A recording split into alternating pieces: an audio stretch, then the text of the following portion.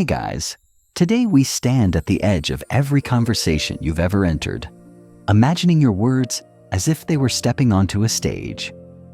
You feel the lights of expectation warming your skin, and you hear the heartbeat of silence before your voice fills the room. You know that moment. Your throat tightens, your mind races, and you think, why didn't I say what I meant? Reality check. Most people never learn how to fix this. You already carry the power to change that.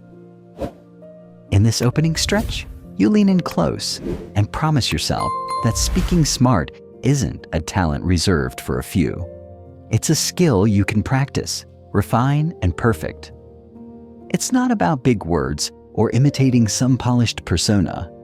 It's about learning the blueprint of clear, confident communication and applying it in every single moment.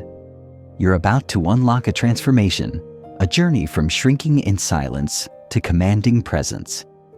You discover that speaking smart is a step-by-step process, understanding why it matters, learning how your brain and others' brains react to your speech, refining your word choice, structuring your ideas, and building habits that last. Right now, you're laying the foundation, a solid base of mindset and purpose. You embrace that every speaker, from legendary leaders to everyday heroes, started where you are. They felt the same fear, stumbled over the same words, and questioned their own voice. In this section, you learn to reframe those familiar pain points as invitations to growth. You see that nervousness isn't a weakness, but a signal that you care. You begin to shift from I can't to I will practice. You realize that mastering communication is less about innate genius and more about consistency, awareness, and deliberate action. By the end of this section, you'll hold a new belief. Your voice is already powerful. You just need to shape it with intention. What follows isn't a series of abstract ideas. It's a roadmap that merges science, psychology, and real-world examples. You see why a clear structure feels like a compass for your words, why simple vocabulary lands better than jargon, and why pausing can be as impactful as speaking. You frame speaking smart as not just something you do on stages or in boardrooms, but a way of living, so that every time you speak, your message is felt, your presence is known, and your intelligence shines through.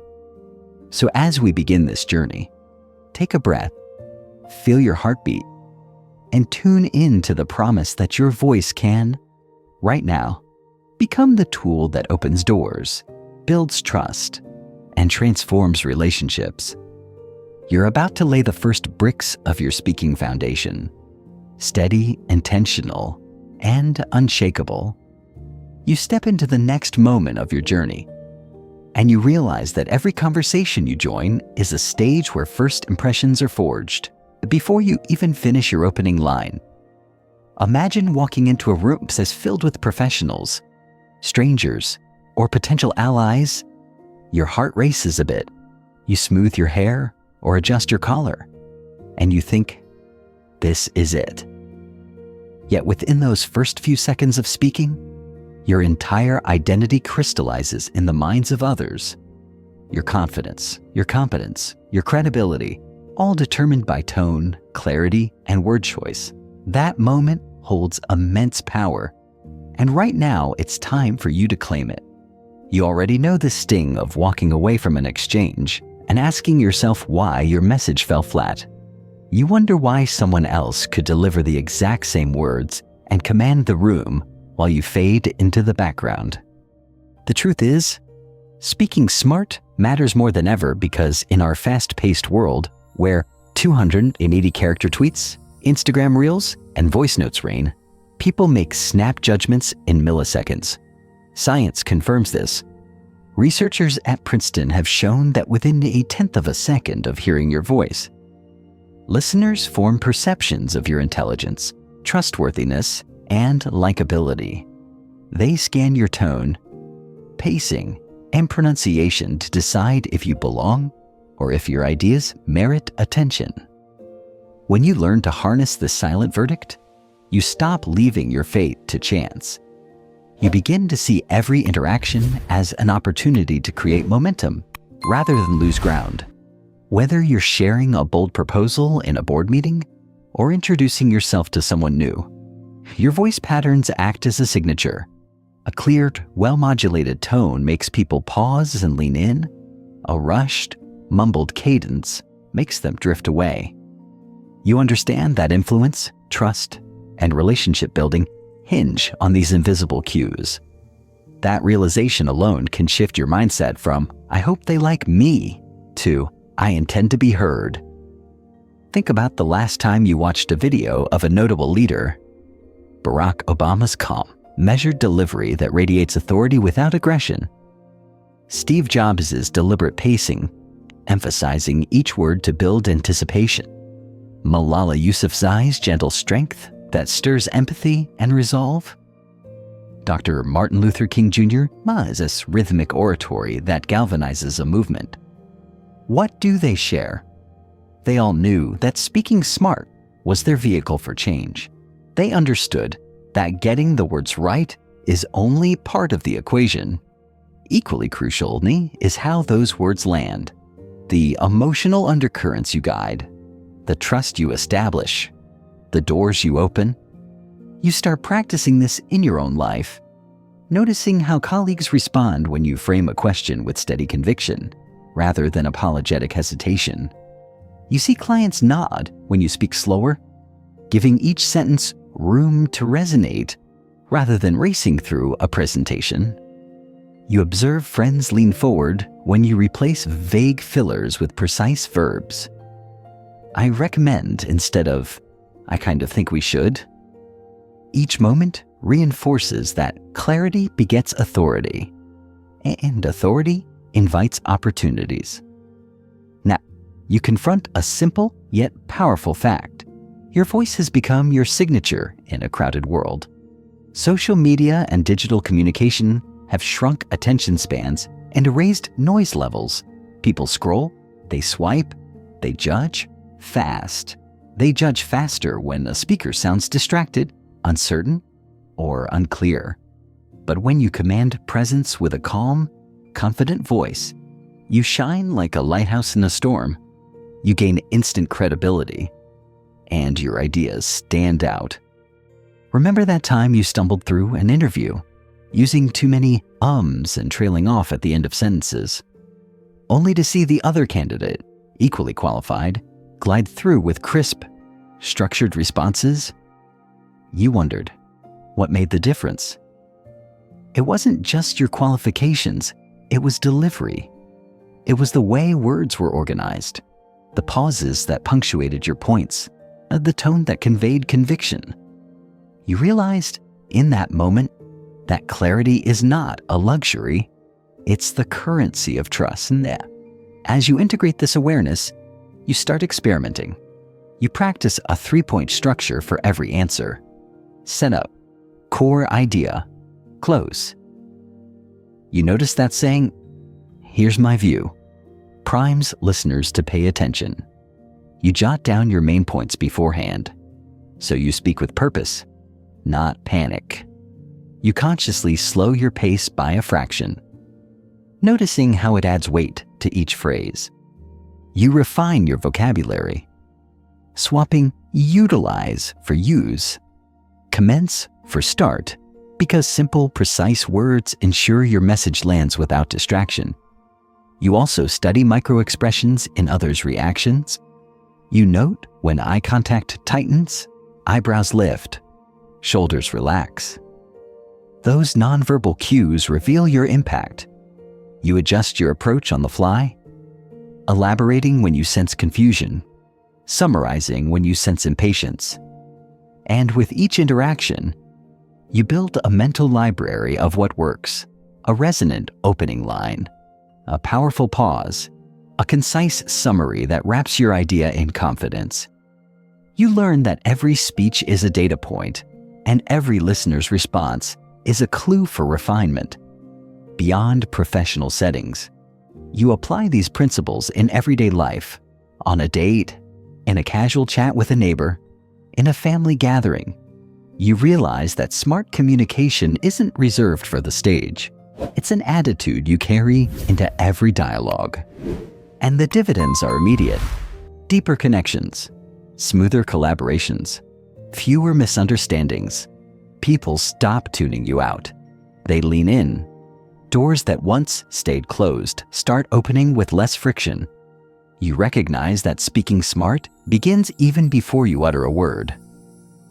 It starts with how you prepare your mindset. You set intentions before every conversation. Today, I will speak with clarity. You breathe deeply, grounding yourself in the present moment. This simple ritual signals to your brain that you're stepping into your role as a deliberate communicator, not a reactive conversationalist. With practice, this shift becomes automatic. You enter chats and meetings with purpose, not fear. Then you explore the power of framing. You learn that the first few words you speak act as a headline for your message, just like a newspaper's title. They determine whether people continue reading, or, in your case, listening. You experiment. I have 3 insights from our last project versus, I wanted to talk about some things. You feel the difference. The first version sparks curiosity and primes the audience. The second version leaves them guessing and disengaged. As you refine your framing, you also pay attention to energy levels. You observe that speaking in a monotone, flat, unvarying, feels lifeless even if your content is strong. Contrast that with a delivery that modulates energy. Picking up slightly when you share good news, dipping your tone when discussing challenges, adding warmth when you acknowledge feelings. Each shift in energy signals to your listener how to feel. You practice recording short voice notes to yourself, then play them back, noticing where your energy dips or spikes. You tune your delivery to create a dynamic listening experience. You dive deeper into the science behind these techniques, digesting insights from Harvard's communication studies and the University of California's neuroscience research. You learn that our brains prefer speech patterns that mirror natural rhythms, a cadence of roughly 150 words per minute, punctuated by pauses every 3 to 5 seconds. These pauses allow neural networks to process information, embed memories, and produce dopamine responses that make listening feel rewarding. Armed with this knowledge, you practice speaking in measured bursts, speaking 2 to 3 sentences, then pausing for a heartbeat. You feel your listeners lean forward, as if eager to catch the next drop of your message. With these tools at your disposal, you experiment with phrasing. You notice that framing your ideas as benefits. You'll gain clarity when equio resonates more than stating them as features. This method includes: you begin crafting language that speaks directly to listeners' motivations. Imagine never fumbling for words again in a key meeting. Instead of, this technique helps improve speech, the former paints a vivid picture of the outcome. The latter sounds technical and distant. You practice these phrases in real time. In a team huddle, you lead with, imagine if every stakeholder walked away from our update feeling inspired, not confused. You pause. You see heads nod. You deliver your points. You close with, that's the power of smart speech. The room feels different. You feel different. You've shifted from delivering information to creating an experience. At home, during a dinner conversation, you try the same principles. Your partner mentions stress at work. Instead of offering a rushed, I'm sorry, that sucks, you slow down and say, it sounds like you've been carrying a heavy load lately. What's felt the hardest? You pause, inviting them to share. They open up. You reflect. They feel heard. You feel connected. You also notice the impact of eliminating weak openers. Phrases like, "I just wanted to say," or "This may sound stupid," but disappear from your speech. You replace them with, "Here's what matters," or "I believe." You watch how that switch transforms the vibe. You're no longer a guest asking permission to speak. You're a contributor offering value. As weeks pass, you begin to internalize these changes. They move from conscious effort to instinctive habit. People around you start remarking on your clarity. "You always know how to put things so clearly," they say. You realize you've shifted from hoping for understanding to expecting it. You've elevated your conversations from transactional exchanges to purposeful dialogues.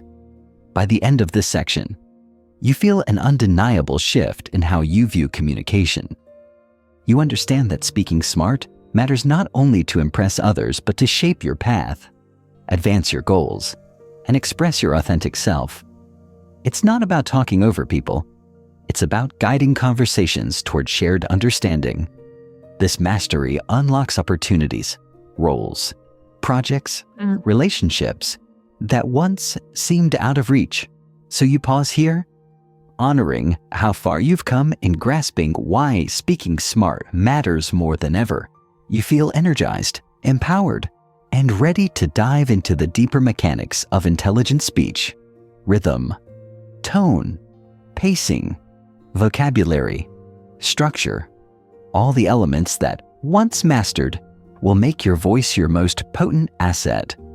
But first, you savor this moment of clarity, acknowledging that your voice is no longer a liability, but your signature strength. You slide into the next layer of this journey and discover that speaking smart isn't just an art, it's a science. Your voice isn't merely air vibrating through vocal cords. It's a series of neural signals that ignite listeners' brains. Imagine that every rhythmic rise and fall of your words sends ripples across a mental pond, drawing people in or pushing them away. Now, you're about to uncover the neuroscience behind sounding intelligent, so you can engineer your speech to light up minds and win hearts. From the moment you begin speaking, listeners' brains engage in lightning-fast analysis. In one corner, the auditory cortex breaks down the raw sounds, pitch, volume, timbre, simultaneously. The language centers decode word meanings. In the blink of an eye, the prefrontal cortex evaluates your credibility and trustworthiness. Studies at the University of California have shown that when speech follows a clear rhythm with natural pauses, the listener's brain releases dopamine, the feel-good chemical that reinforces attention and memory. In contrast, rapid or uneven speech triggers cortisol, the stress hormone, making people tense and tune out. In practical terms, this means that a deliberate, steady pace is your secret weapon. It keeps listeners calm, focused, and craving more. You've already experienced this intuitively. Perhaps you've felt lulled by a calm voice on a guided meditation app, or cheered by the energetic delivery of a favorite podcast host. That feeling isn't magic, it's neural alignment. When your speech mirrors the brain's preferred patterns, around 140 to 160 words per minute with pauses every 4 to 6 seconds, you create a mental groove that feels satisfying. Listeners slip into that groove and follow you willingly.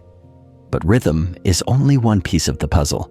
Reality, tone, the emotional color of your voice guides how your words are felt. Neuroscientists at Harvard observed that shifts in tone activate the listener's limbic system, the emotional hub of the brain.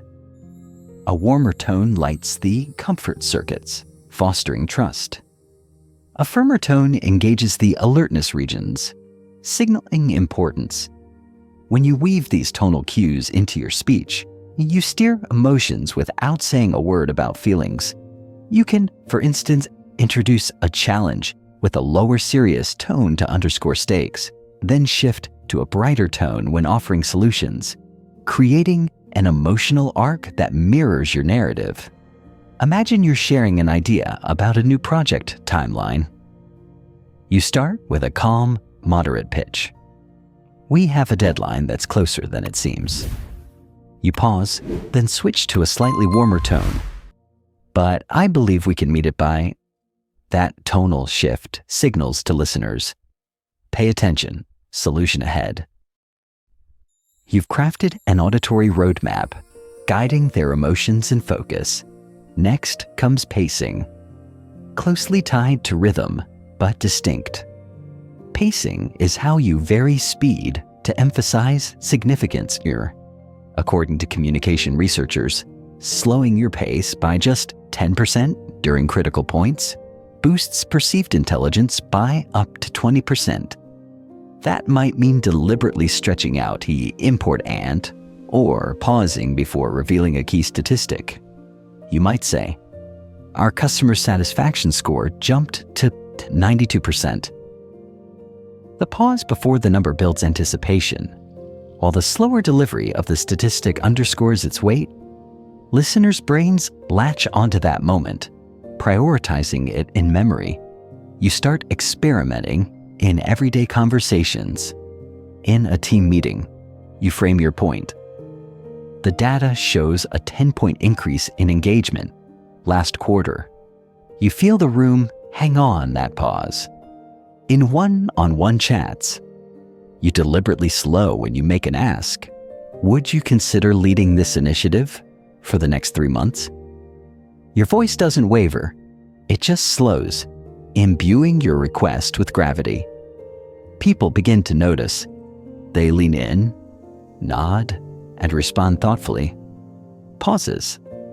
The unsung heroes of speech deserve their own spotlight. Some think silence is awkward, but neuroscience proves otherwise.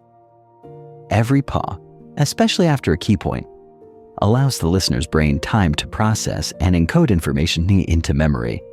Without pauses, your words rush past before they're fully comprehended. In fact, research indicates that the brain needs at least 300 milliseconds, a fraction of a second, to move data from short-term to long-term memory.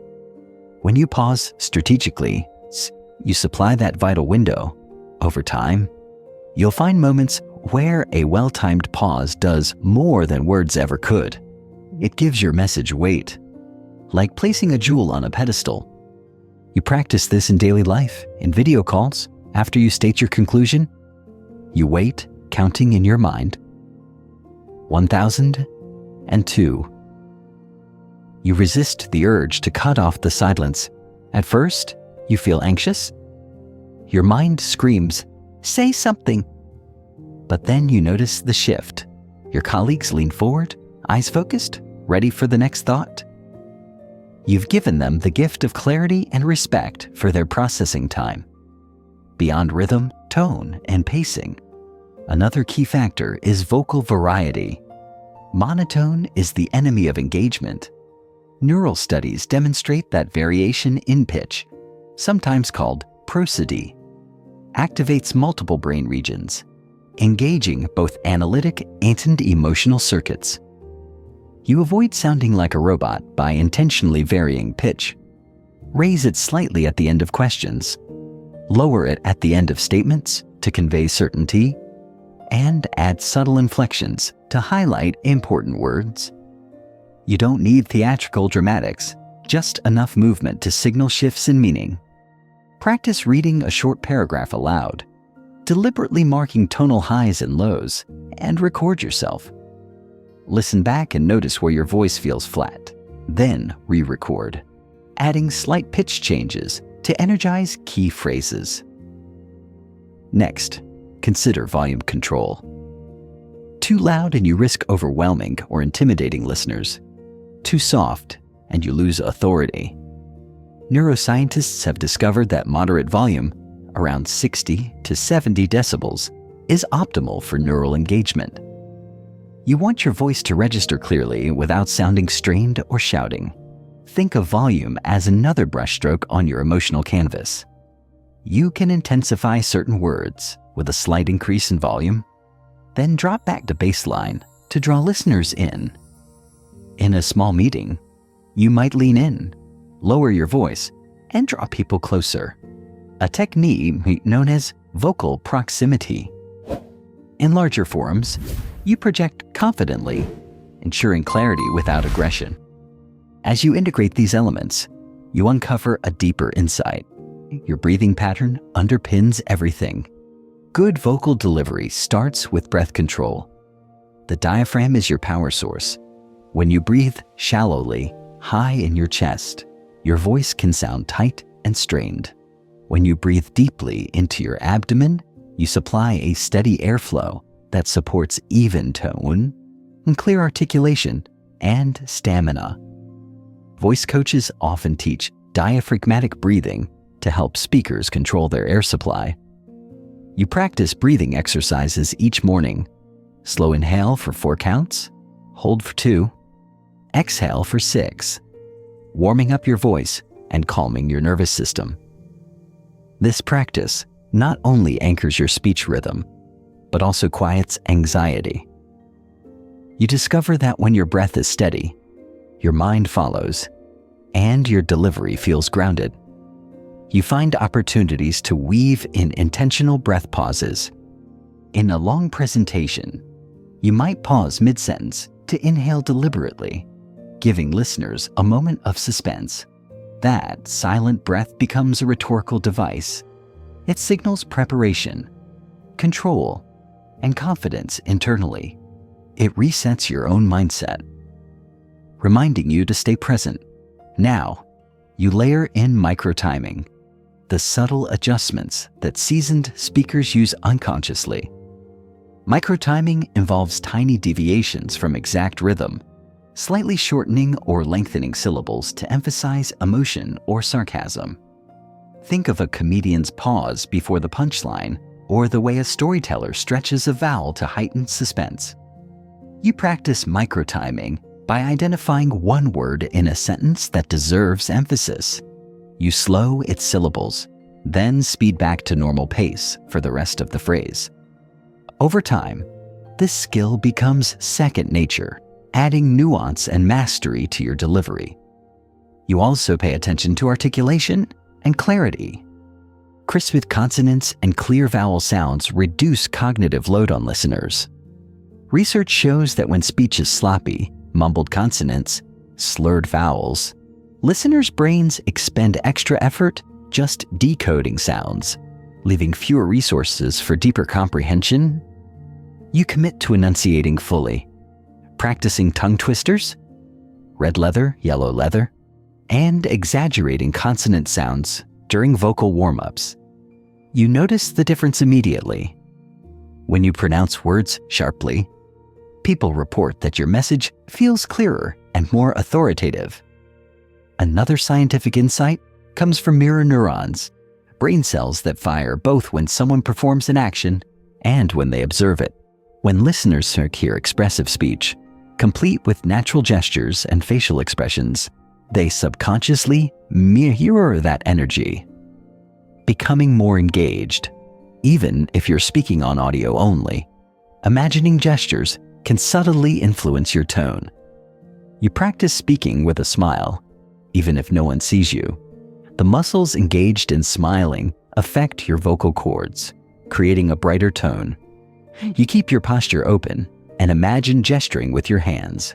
Your voice gains warmth and enthusiasm as a result. Finally, you explore the concept of auditory imagery, the listener's internal replay of your words. When your speech is vivid, using descriptive language and evocative tone, listeners mentally simulate your message, activating sensory brain regions. You experiment with sensory descriptors. Instead of saying, "Our sales improved," you say, "Our sales soared," lighting up our charts like fireworks. You notice listeners leaning in, their eyes widening, as they mentally picture the scene. You've tapped into auditory imagery, making abstract data come alive in listeners' minds. By now, you've amassed a toolkit grounded in neuroscience, rhythm and pacing to keep dopamine flowing, tone shifts to steer emotions, strategic pauses for memory encoding, pitch variation to sustain interest, volume control for optimal engagement, diaphragmatic breathing for support and calm, microtiming for nuance, clear articulation to reduce cognitive strain, mirror neuron-friendly expressiveness, and sensory-rich language for vivid internal simulation. You integrate these tools in real conversations, tuning your speech to the needs of each moment.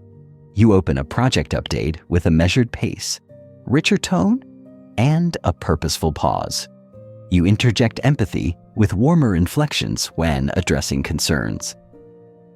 You use microtiming to underscore urgency. We have ever 12 hours. To finalize this, you frame data as a vivid story, painting mental pictures that stick. Your colleagues respond not just with nods, but with engaged questions and follow-up actions. Friends remark on how magnetic your storytelling has become. Interviewers comment on the natural authority in your voice. This chapter of your journey illuminates the why behind every technique you'll master. You understand that these aren't arbitrary tips, but reflections of how human brains process speech. You wield science as your ally, turning each insight into deliberate practice. And with each conversation, you reinforce new neural pathways, both in your brain and in your listener to live, making smart speaking increasingly effortless and instinctive. As you close this section, you feel the thrill of empowerment. You know that what once felt like guesswork, pauses, tone, pacing, now has a solid scientific foundation. You're not just winging it, you're crafting speech that aligns with the biology of attention, emotion, and memory. You stand ready to move forward, carrying this neural roadmap into the next phase: vocabulary that resonates, structure that guides, and confidence that radiates. But before that, you pause, breathing in the newfound clarity, and prepare to translate these insights into everyday utterances that captivate, persuade, and connect.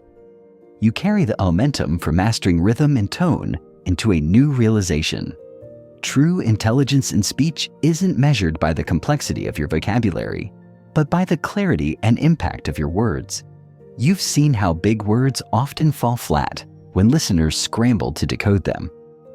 Now, you commit to a different approach, one that prizes precision over pomp, simplicity over showmanship, and understanding over ego. In this section, you learn that the smartest word is the one that lands, not the one that dazzles. It starts with a mindset shift. You've long believed that to sound intelligent, you needed to sprinkle your sentences with highfalutin vocabulary. Words like juxtaposition, paradigm, or ubiquitous. But then you recall Einstein's golden rule. If you can't explain it simply, you don't understand it well enough. You recognize that using everyday language is not a sign of weakness, it's proof of mastery. When you speak in terms people naturally understand, you build immediate connection and trust. Your words become bridges, not barriers. First, you overhaul your mental word bank. You begin tracking words you hear in everyday conversations and noting which ones hit the mark. You listen for words that feel intuitive, words listeners don't have to pause over. You jot down verbs like decide, share, build, and solve, verbs that convey action directly. You swap utilize with use, commence with start, and acquire with get. These simple substitutions maintain your message's strength while reducing cognitive load on your audience. Next, you embrace concrete language. Abstract nouns like innovation, disruption, or synergy often sound powerful but vanish into thin air when listeners try to grasp their meaning. You replace them with tangible images, making our app faster, breaking old habits, or working together on real customer needs. You notice that when you speak this way, your ideas are easier to visualize and remember. your message sticks. You also practice the art of reduction, trimming every sentence to its core. You challenge yourself. Does each word serve the meaning, or is it padding? For instance, you take a bloated sentence. In order to facilitate seamless integration, we will employ a comprehensive framework that leverages best-in-class methodologies and reduce it to. We'll use a proven framework to make integration seamless.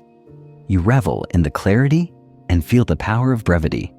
To build your smart vocabulary, you adopt a weekly ritual, learning 5 high-utility words, but instead of exotic terms, you focus on everyday words with precise meanings. Clarify, emphasize, illustrate, refine, connect. You practice these in sentences throughout the week until they feel natural. You resist forcing them in. You allow them to emerge when they genuinely fit. This approach ensures your language grows stronger without sounding rehearsed. Another key strategy is leveraging metaphors and analogies that resonate. When you explain complex ideas, you frame them in familiar contexts. Think of our project like baking a cake. We need the right ingredients, precise timing, and consistent heat.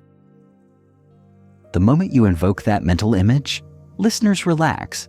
They already know how cake works. They map your idea onto their existing understanding and follow you seamlessly.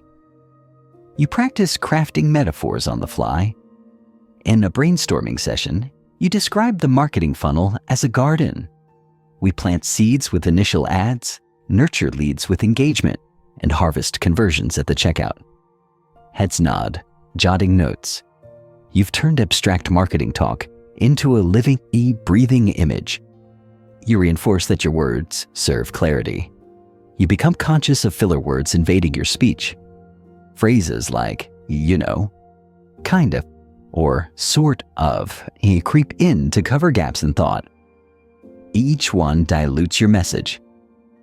You commit to eradicating them by increasing your comfort with strategic pauses. When you feel an or like rising, you pause instead, embracing silence as the canvas on which your next word lands with impact. To sharpen your ear, you listen to recordings of your own speech. At first, you're surprised by how often you lean on weak language, but rather than feeling discouraged, you see it as data, fuel for improvement.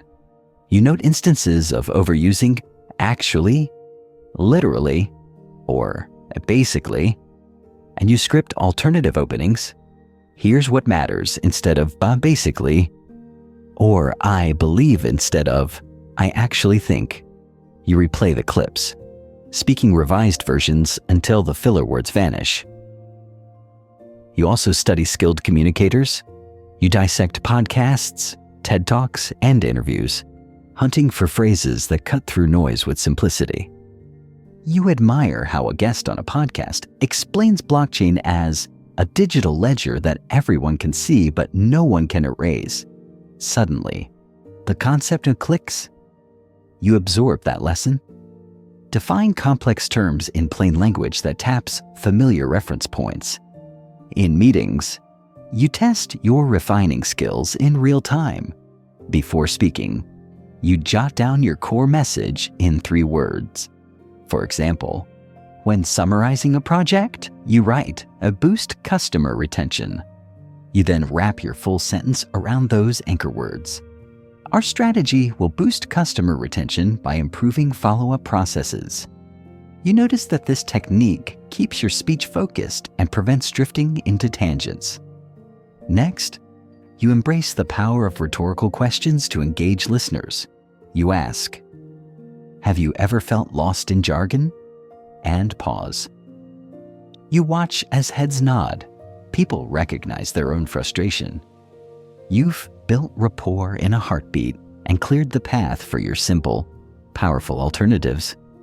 You learn to assess your vocabulary through the Flesch-Kincaid readability lens. Aim for a score that indicates clear, conversational language rather than academic prose. While you don't need to run every sentence through a tool, you internalize the principle. Shorter sentences, common words, and active voice win every time. To strengthen your active voice, you convert passive constructs like "the report was finalized by the team" into "the team finalized the report." This shift adds immediacy and agency. Your message becomes more engaging. You realize that active sentences naturally require fewer words and deliver more punch. You also harness the power of lists and numbered points to structure your simplified language.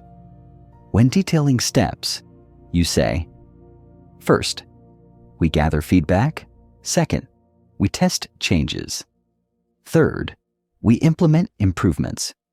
These numbered cues guide listeners through your reasoning, making complex processes feel attainable. In casual conversations, you resist the temptation to pepper speech with industry buzzwords. When colleagues talk about synergistic solution ecosystems, you ask them to explain in plain terms. You model the behavior you want: clear, jargon-free dialogue. Gradually, you notice jargon diminishing in your circles. People mirror your simplicity. You integrate storytelling elements into your simple language.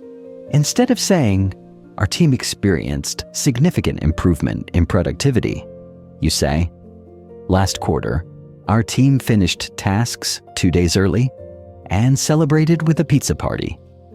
The concrete detail and emotional connection make your point unforgettable. You see that when you ground ideas in real-life moments, you bridge the gap between concept and lived experience. You keep a clarity journal, noting instances when conversations felt muddled and crafting improved versions of your awkward phrases. Over time, you track your progress. Sentences that once required translation now flow naturally. You celebrate these small victories, reminding yourself that mastering smart vocabulary is an ongoing journey. Toward the end of this section, you reflect on how much lighter your communication feels. You're not reaching for a thesaurus to appear erudite. You're reaching for the right word to ensure understanding. You recognize that simplicity is not the enemy of sophistication. In fact, it's its highest expression. You've trimmed the fat from your speech, building a vocabulary that's sharp, memorable, and authentic. As you close this chapter, you feel empowered to speak with a leaner lexicon that resonates. You know that complexity may impress briefly, but simplicity endures. You prepare to move into structuring those clear words into powerful frameworks, knowing that, with the right structure, your simple vocabulary will transform into persuasive, memorable messages that carry you forward. You step forward with your newly refined vocabulary and prepare to weave it into frameworks that elevate every message you deliver. Structure is your secret scaffolding. It turns ideas into journeys and sentences into staircases. Imagine walking someone through a landscape. Without paths, they wander and get lost. With clear trails, they arrive at your destination effortlessly. In this section, you'll master the setup core close model, the rule of 3, signposting cues, and quick storytelling structures that guide listeners step by step, making every communication feel logical, memorable, and impactful. You begin with the simplest and most powerful pattern: setup, core idea, and close. This 3-part framework mirrors the brain's craving for patterns and satisfies the innate desire for order. When you apply it to any speaking scenario, whether it's a meeting update, a panel discussion, or a casual check-in, you ensure listeners always know where they are and where you're taking them next. First, the setup. This is your chance to prime your audience. You ask a focused question or paint a vivid scenario that connects directly to their concerns. Have you ever felt overwhelmed by too many dashboard metrics? Or think back to the last time you spent hours searching for a file only to find it in seconds after organizing properly. In that opening breath, you pique curiosity, spark empathy, and establish relevance. You position yourself not as a random speaker, but as a guide who understands their world. Next, the core idea.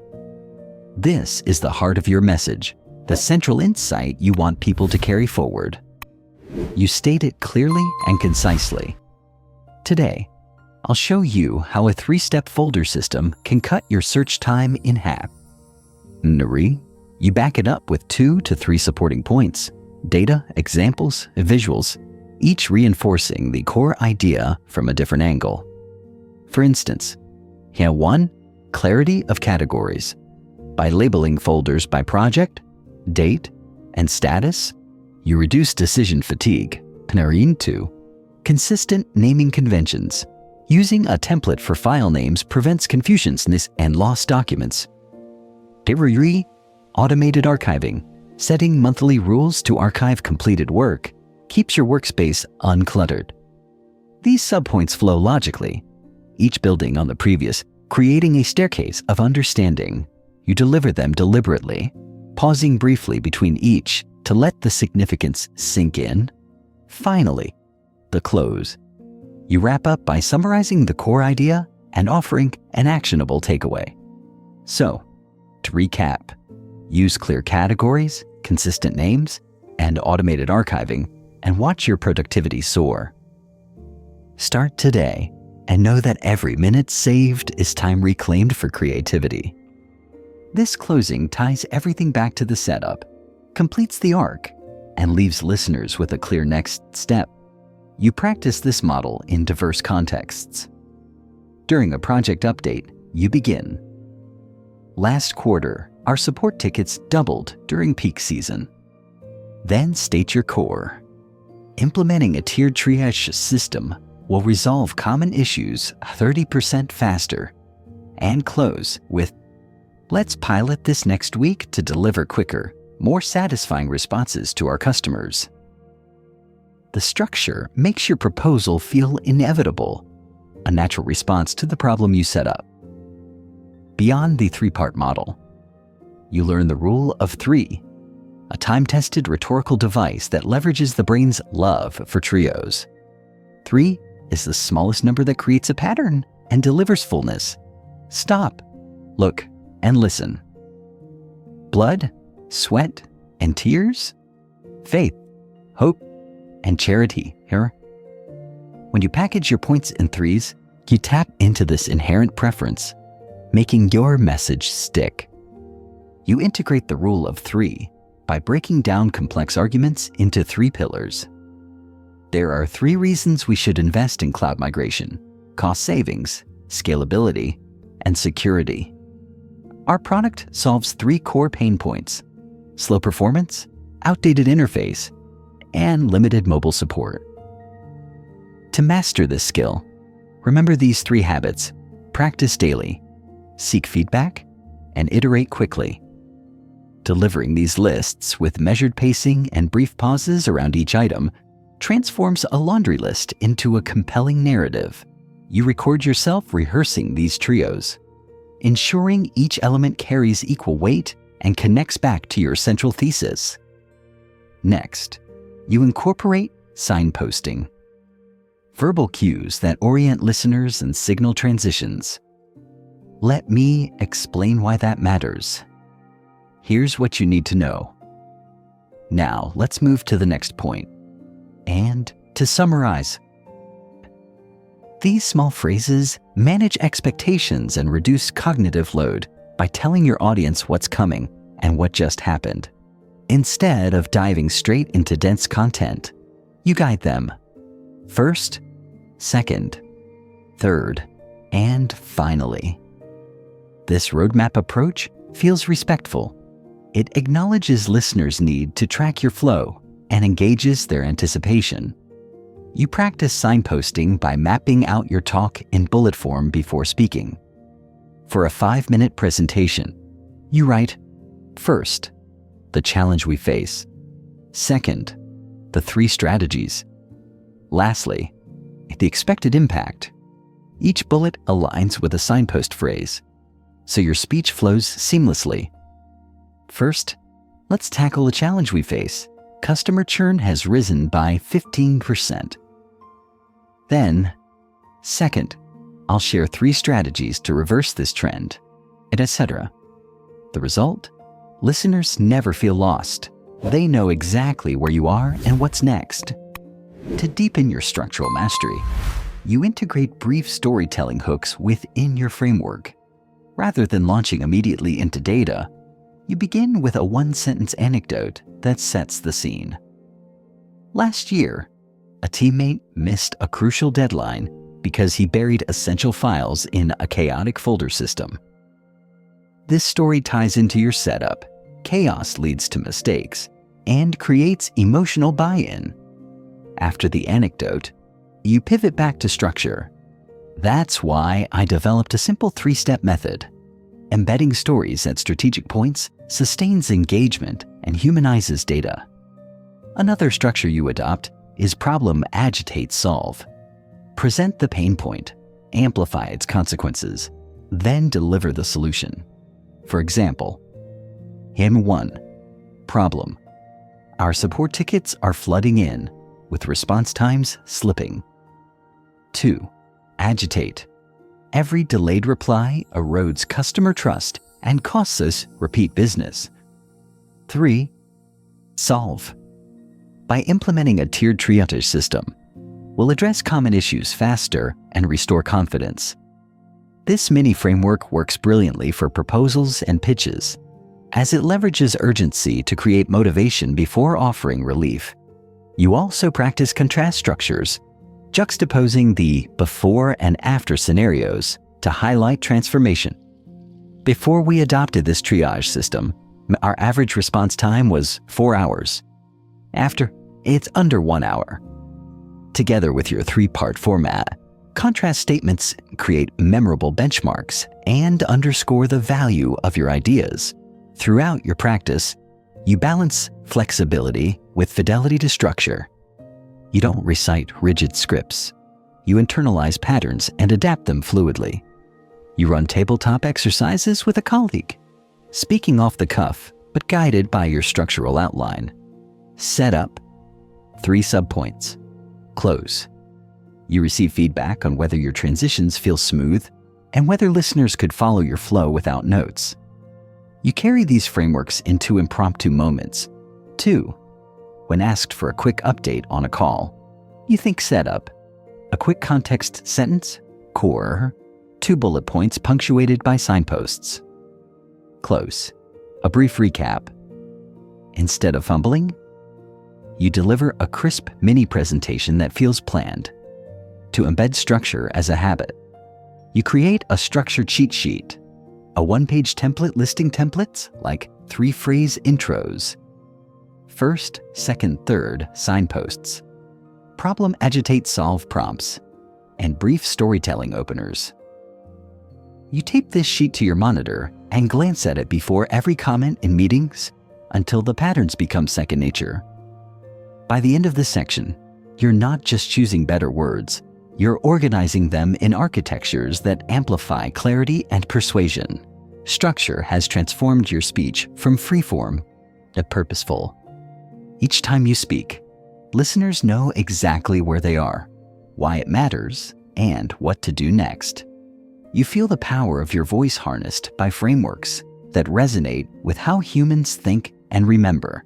Now, with clear structures guiding your message, you stand ready to blend them with embodied confidence in your voice, your posture, tone, and presence. Those foundational frameworks will become even more potent when delivered with assurance and authenticity. You pause here, acknowledging that structure has become your ally, and prepare to step into the next dimension, confidence that radiates through every word and gesture. You step into the space where structure meets presence, and you realize that true speaking power doesn't come from the perfect outline alone. It comes from the confidence you radiate as you deliver it. Confidence is contagious. When you speak with conviction, your words gain weight before listeners even process their meaning. Now, you're going to cultivate that confidence, turning every pause, breath, and gesture into signals of unshakable assurance. You begin by understanding that confidence is a skill, not a personality trait. Even the most poised speakers experience nerves. What sets them apart is how they manage those nerves. Confidence is not the absence of fear, but the mastery of action. Despite fear, you acknowledge this truth and shift your mindset. Instead of aiming to feel fearless, you aim to act with intention and composure, regardless of butterflies in your stomach. The first pillar of confidence is posture. Your body speaks before your mouth opens. When you slouch, hunch your shoulders, or cross your arms, you signal doubt to both yourself and your audience. Instead, you adopt an open, upright stance, feet hip-width apart, weight evenly distributed, shoulders relaxed but back, chest slightly lifted. Your head aligns over your spine, chin parallel to the floor. You practice this posture daily, standing against a wall, ensuring head, shoulders, and hips lightly touch. This power position not only projects authority, but triggers physiological changes. Research shows that standing tall for just 2 minutes increases testosterone and decreases cortisol, priming you for a confident delivery. Next, you harness eye contact. Locking eyes establishes connection and conveys sincerity. When you make deliberate eye contact, holding each gaze for 2 to 3 seconds before moving on, you create individual connections with each listener. If you're on a video call, you look directly into your camera lens, imagining each viewer on the other side. In group settings, you sweep your gaze slowly around the room, pausing on individuals to include them. You avoid darting eyes, which betray nervousness. Instead, you practice steady, natural eye contact in everyday conversations, gradually building comfort. The second pillar is breath control. You already know that diaphragmatic breathing supports tone and pacing, but it also anchors your nerves. Before speaking, you take a deep inhale into your abdomen for a 4 count, hold for 2, then exhale steadily for 6 counts. This rhythmic breathing calms your nervous system and centers your focus.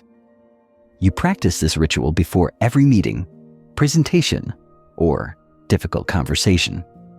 Inhale, hold, exhale 3 times. Each round feels like resetting your internal stage manager, commanding calm and clarity. With body and breath aligned, you turn to voice anchors. These are brief, confident statements you can mentally repeat to steady your mind. Yours might be, "I've prepared for this," or "My ideas matter." You choose a phrase that resonates with your values and repeat it silently as you breathe. This mental cue primes you to speak with assurance, shifting attention from self-doubt to purpose. Now you integrate intentional gestures. Your hands naturally emphasize key points, but uncontrolled fidgeting undermines confidence. Instead, you plan simple, purposeful gestures. An open palm when offering ideas, a steepled fingers position to underscore authority, a measured forward motion to invite collaboration. You practice these in front of a mirror, ensuring they feel organic rather than choreographed. You learn that gestures should start at around waist level and move upward to chest height. Movements below the waist feel hidden. Above the shoulders seem exaggerated. You also refine your facial expressions. A confident speaker's face is animated but controlled. You practice smiling genuinely at key moments, especially when opening and closing your message, to convey warmth. You moderate your brow, avoiding furrowed expressions that can signal worry. You cultivate a relaxed jaw, allowing natural movement as you speak, rather than clenching or grinding teeth. Next, you amplify your vocal tone with power phrases. You identify 3 short statements that encapsulate your core message, like, "Oh, we can do this," "Clarity wins," or "Let's take action." You practice delivering each phrase with downward inflection, ending in a firm, resolved tone. You record yourself saying these lines. Listen for wavering pitch or trailing questions, then re-record until each phrase resonates with certainty. These power phrases become mental warm-ups before you speak. To further build confidence, you engage in micro-rehearsals throughout your day. Instead of saving all practice for formal rehearsals, you seize moments, waiting in line, walking to your car, brewing coffee, to rehearse a sentence or two. Perhaps you practice opening a meeting. Good morning. Today, we'll explore how to boost customer engagement by 20%. You say it aloud, pausing to feel the weight of each word. You incorporate posture and breath, standing tall, inhaling before saying good morning, and exhaling through the phrase. These micro-rehearsals reinforce muscle memory and make public speaking feel less foreign. You also confront your inner critic with evidence logs. After each speaking event, big or small, you jot down 3 wins and 1 area to refine.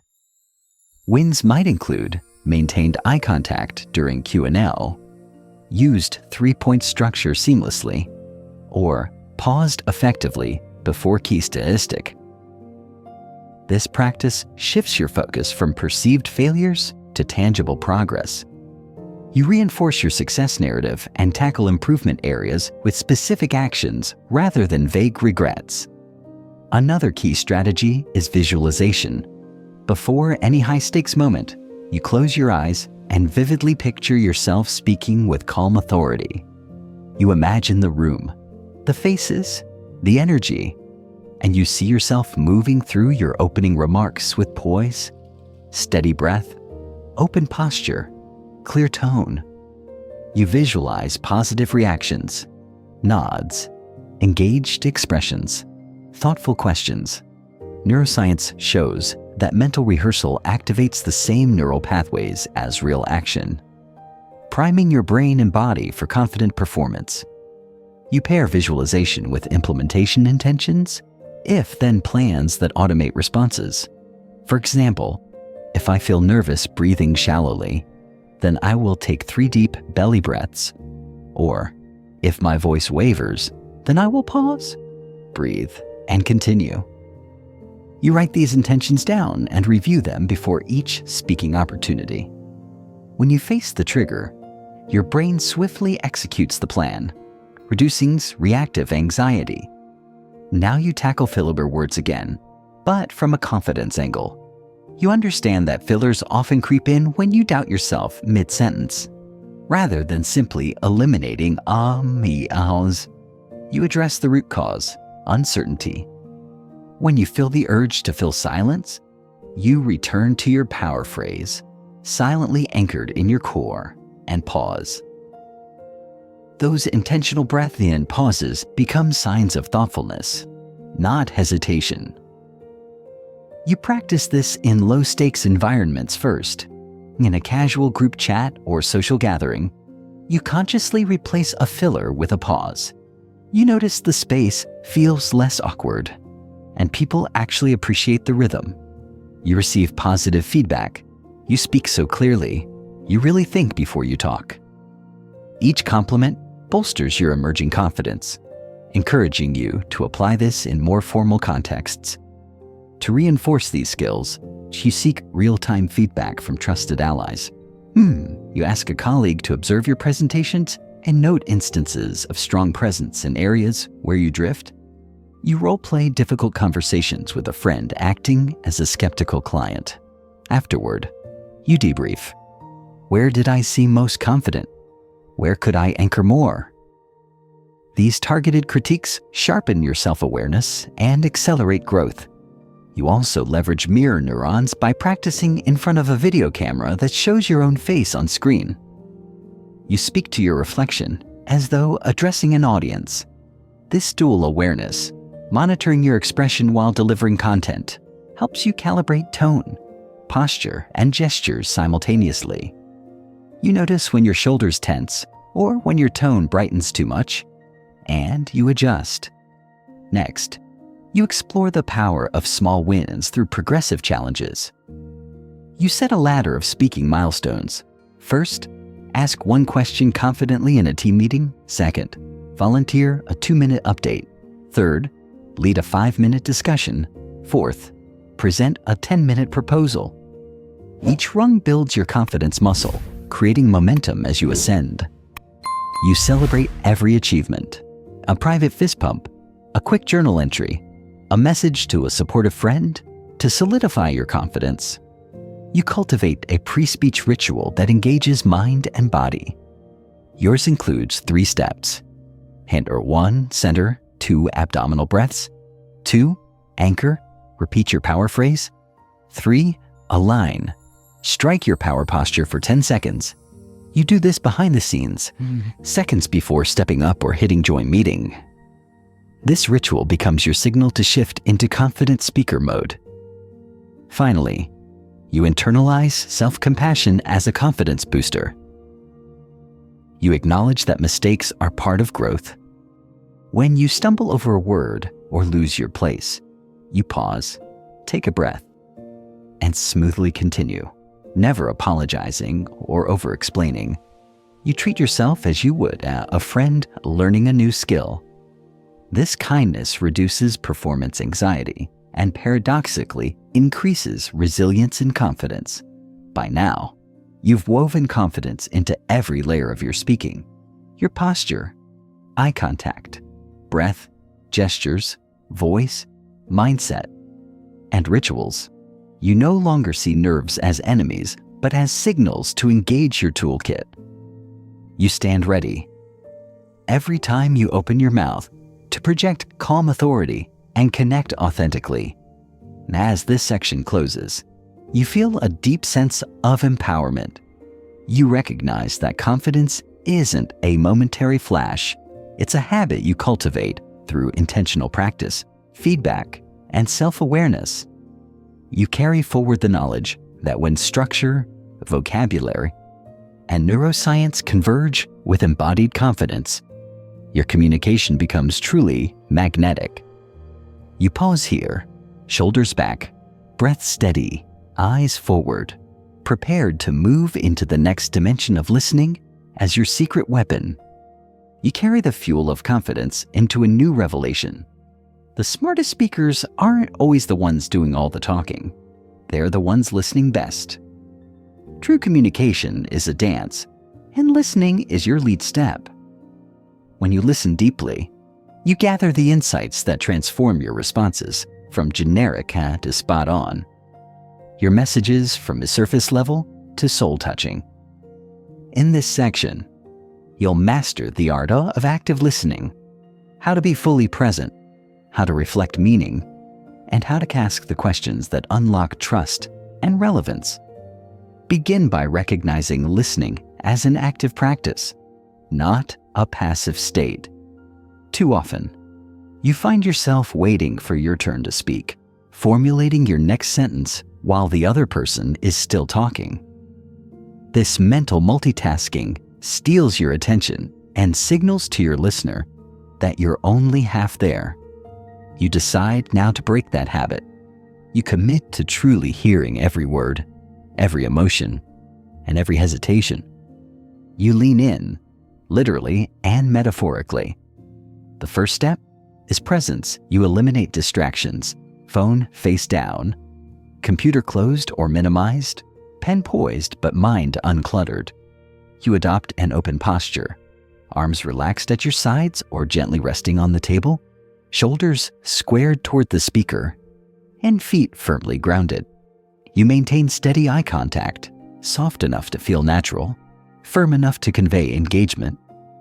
You resist the urge to interrupt, nodding subtly to show you're with them. This nonverbal sync sets the stage for genuine connection. Next is internal paraphrasing. As the other person speaks, you silently paraphrase their words in your mind. They're saying that the deadline pressure feels overwhelming, and they're worried about missing key deliverables. This mental echo helps you process meaning rather than merely hearing sounds. You resist drifting thoughts. Your silent reframing anchors your focus. You find that when you reach the end of their statement, you're already primed to respond in a way that hits the mark. Now, you introduce reflective statements, which validate the speaker's feelings and demonstrate your understanding. You say things like, "It sounds like you're feeling stretched thin by the timeline," or, "I hear that you're concerned about the impact on our client." By reflecting back the emotion and content, you confirm you're tracking their experience. People feel seen when their inner world is mirrored aloud. You also practice clarifying questions. When you sense ambiguity, perhaps the speaker glosses over a detail, you gently probe. When you say it's been a challenge, "Can you tell me more about the specific roadblocks you're encountering?" These open-ended questions invite deeper sharing. They shift the conversation from surface complaints to actionable insights. You discover that people appreciate these invitations. They feel safe unfolding their concerns to someone who genuinely wants to know. Another powerful tool is summarization. After a segment of dialogue, perhaps after 2 or 3 minutes, you pause and offer a concise summary. "Let me make sure I've got this. You've successfully onboarded 2 new partners, but the integration process is creating unexpected workloads for the team, and you're looking for a smoother handoff. Is that right?" This summary not only confirms your understanding, but also gives the speaker a chance to correct or refine. You avoid costly misinterpretations and reinforce that you value clarity over assumptions. As you refine these skills, you become attuned to paraverbal cues, tone, pace, and volume shifts in the speaker's voice. When someone's tone tightens or speed quickens, you sense rising anxiety or urgency. You adjust your responses accordingly. You slow down your own pace, speak with a softer tone, and perhaps offer reassurance. When their tone brightens or pace lightens, you match that energy, celebrating their wins with a genuine enthusiasm. Mirroring these cues establishes rapport at a subconscious level. You also tune into nonverbal cues, micro-expressions, posture changes, and gestures. A slight frown or tightened jaw might signal frustration. Crossed arms could indicate defensiveness. You note these signals and address them with empathy. "I noticed you paused when we discussed the timeline. What's on your mind now?" By drawing awareness to unspoken feelings, you help others surface issues that might otherwise fester. Active listening extends beyond verbal exchanges into silence. You become comfortable holding space for pauses. When someone trails off mid-sentence, instead of jumping in, you wait 2 or 3 silent beats. Often, they continue, uncovering deeper layers of thought. This silence demonstrates your patience and investment in their perspective. You practice these techniques in everyday contexts. At home, during dinner conversation, when your partner describes a stressful event, you turn off the TV, set your phone aside, and give your full attention. You mirror their concern. "Sounds like that meeting really took you by surprise. What part was most challenging?" They share more. Feeling heard and supported, you see how listening strengthens intimacy and trust. In professional settings, you integrate listening into meetings. Before offering your viewpoint, you summarize the previous speaker's main points. "If I'm hearing correctly, we're looking to expand into new markets, but we need to resolve supply chain bottlenecks first." This habit not only clarifies group understanding, but also positions you as someone who values others' insights. Colleagues begin to seek your input, knowing you truly listen. You also harness adaptive feedback, tailoring your responses to the speaker's style. Some people think in bursts, short, to-the-point statements, while others ramble, weaving emotion and detail. You adapt, With concise speakers, you mirror brevity. With talkative speakers, you slow down your own speech and allow space. This adaptability cements the sense that you're meeting them where they are. To deepen your practice, you participate in listening exercises. You partner with a friend or colleague for a timed dialogue. One speaks for 3 minutes without interruption, while the other listens actively. Afterward, the listener summarizes key points and emotions. You swap roles and repeat. These drills sharpen your ability to focus, paraphrase, and reflect under real-time pressure. You also embrace mindful presence outside of conversations. You engage in short daily meditations, 5 minutes of attending to your breath and surrounding sounds. This mindfulness training enhances your capacity to stay present during dialogues, reducing the pull of distracting thoughts. You find that after even a week of practice, you're less prone to drift and more capable of sustaining deep listening. As your listening skills grow, you notice a shift in the dynamic of your interactions.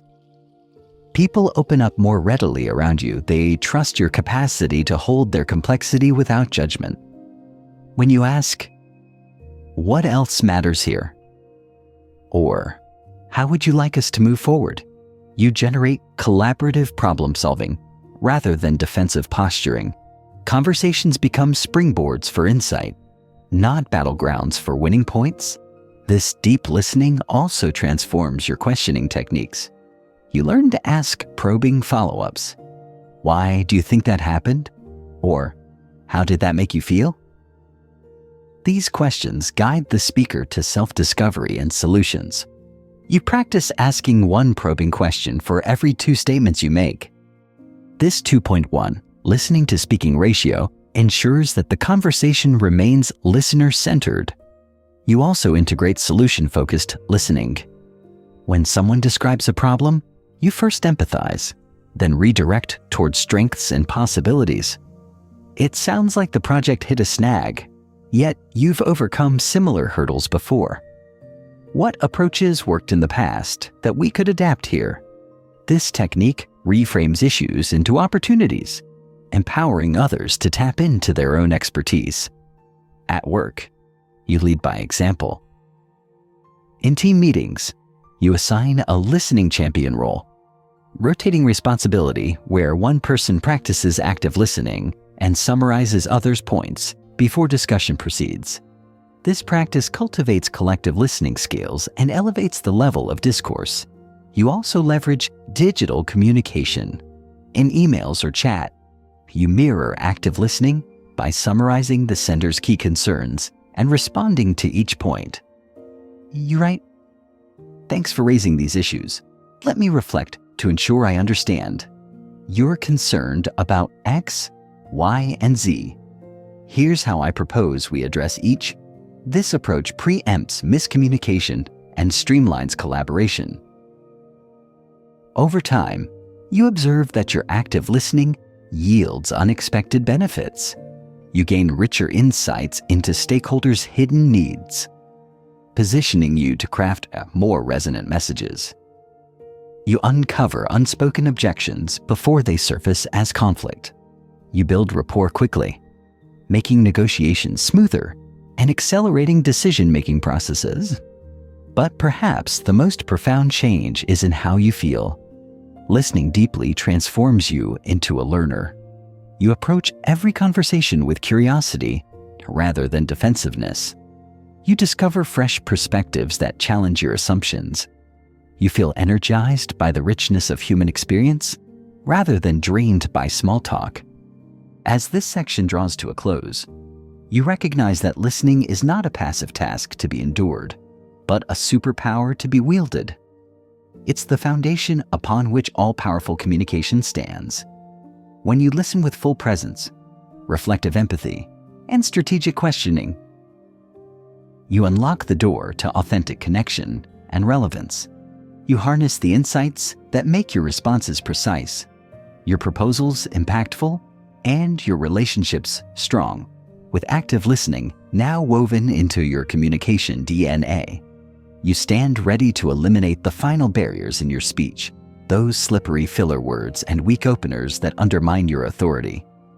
You pause here, grateful for the depth you've cultivated, and prepare to refine your language further, ensuring every word you speak carries weight and intention.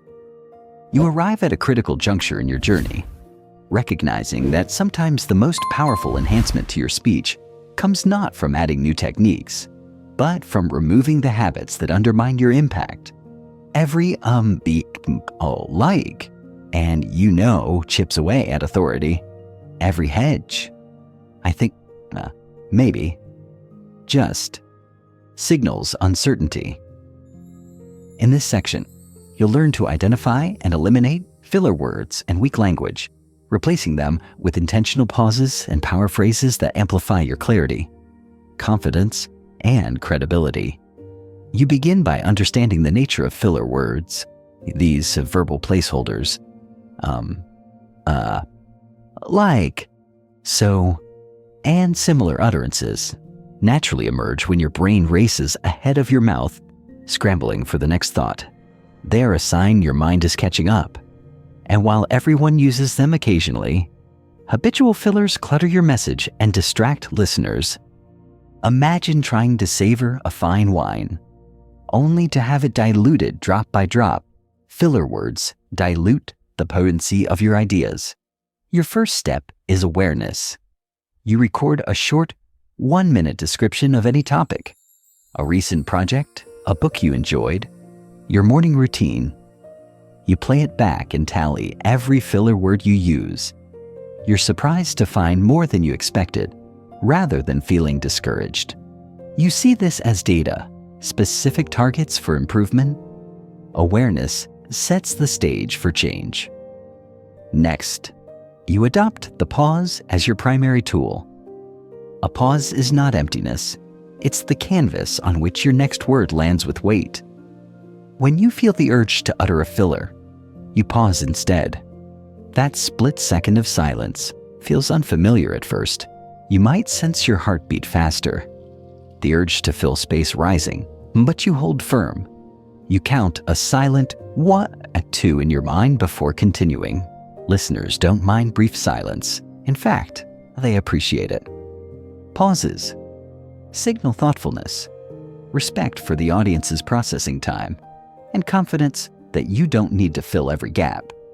You practice this during everyday conversations. At the coffee shop, when the barista asks for your order, you pause before responding, feeling the urge to soften with, You resist delivering a cappuccino, please. Your voice sounds steadier. The barista smiles. At home, when your partner asks for feedback on dinner plans, you pause to replace, I think we should maybe, with, let's try the new Thai place tonight. You notice how much clearer and more decisive you feel. To reinforce these habits, you enlist visual reminders. You place a small note on your laptop. Pause or fill. Each time you glance at it during meetings or calls, you check your speech pattern. Over time, the pause becomes as natural as breathing. With fillers under control, you turn to weak openers, phrases that downplay your message before it lands. Phrases like, I just wanted to say, this might sound silly, but, or I'm not an expert, but are verbal apologies that undermine your authority. Each weak opener shrinks your presence as if you're begging permission to speak. You decide to banish these from your vocabulary. You compile a list of weak phrases you commonly use. I just wanted to. This is kind of, I'm no expert, but maybe we could. Sorry to bother you, but for each one, you craft a stronger alternative. Instead of, I just wanted to share, say, here's an idea. Instead of, this is kind of a concern, say, one concern is. Instead of, I'm no expert, but say, from my experience. Instead of, maybe we could, say, let's consider. Instead of, sorry to bother you, but say, I'd like to discuss, you post this reference on your desk, and before every speaking event you review it, reinforcing the stronger alternatives until they become second nature. Next, you practice the power of direct openings. You begin each statement with a clear verb or declarative noun. Here's my proposal. My recommendation is. The key takeaway, action steps include. These openings anchor the listener immediately, cutting through noise. To integrate these stronger patterns, you conduct shadow practice. You shadow unskilled speaker, someone whose style you admire, by mimicking their phrasing and delivery in real time.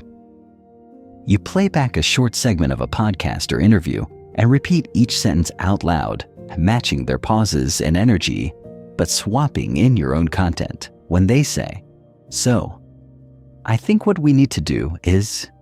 You translate it on the fly to the solution lies in. You notice how your speech feels sharper. You reinforce this in written notes too. Before a call, you jot bullet points with direct language. Recommendation: shift budget to digital ads. Outcome: increase engagement by 15%. Next step: schedule team workshop. When speaking, you read these points, and their direct wording influences your verbal style. Now, you tackle hedging language, words and phrases like I believe, I feel, I think, perhaps, might. While occasional hedges can soften statements and show respect, overuse signals lack of conviction. You audit your speech for hedges, noting where they arise. You ask yourself, does this hedge add nuance or simply weaken my message? If it's the latter, you remove it, relying instead on tone to convey respect. You practice replacing I think we should update the plan with we should update the plan, while using a calm, inclusive tone that still honors other perspectives. You also address qualifying adverbs. Oh, really? Very, actually, basically. Although they can add emphasis, so overuse erodes impact. You aim to use one qualifier per sentence at most. You run through common phrases. Really important, crucial, very successful, transformative, basically, we need. By choosing precise adjectives and verbs, you reduce reliance on modifiers. As you practice, you observe the neuroscience reinforcing your efforts, just as pauses encourage dopamine release in listeners while eliminating fillers and hedges signals to their brains that you're deliberate and competent. Listeners' prefrontal cortexes register your clear, direct speech as high-quality input, boosting their engagement and retention. When your statements flow without hesitation, they feel confident too. To sustain progress, you set up regular check-ins. Every Friday afternoon, you review any recording of your presentations, calls, or even social videos from that week. You tally instances of fillers, hedges, and weak openers. You celebrate the reduction compared to the previous week, and you identify one new target, for example, eliminating kind but. You add that target to your mental radar for the next week. You also enlist a speech buddy, a colleague or friend committed to the same goal. You share recordings, point out each other's filler words, and encourage progress. This accountability keeps you honest and motivated. Another effective exercise is the power phrase drill. You create a list of 20 strong, versatile openers and closers. Let me share. Here's what matters. My proposal is. The benefit is. I recommend. Let's explore. Our goal is. The data shows. What stands out is. Next steps. Each morning, You practice delivering these phrases with varied tones: calm, enthusiastic, steady, to build comfort. You weave them into real conversations whenever possible, reinforcing their natural flow. You notice that intentional practice yields faster results than passive avoidance. During team calls, you silently count every time you feel like saying, You replace it with a breath. If you catch yourself hedging too much, I think, maybe, you flag it and consciously restate the sentence without the hedge. At first, this feels laborious. After a few weeks, it feels effortless. To deepen your mastery, you explore mindful speaking practices borrowed from improv theater. You and a partner participate in an improv exercise where one person makes a statement without fillers or hedges, and the other must respond. The goal is to keep the dialogue moving while maintaining clear, direct language.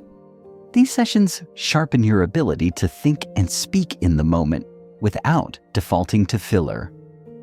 You also incorporate breath anchors to interrupt filler patterns. Whenever you feel a filler arising, you take a quick, silent, diaphragmatic breath instead. That breath serves as both a pause and a reset, interrupting the autopilot that triggers fillers.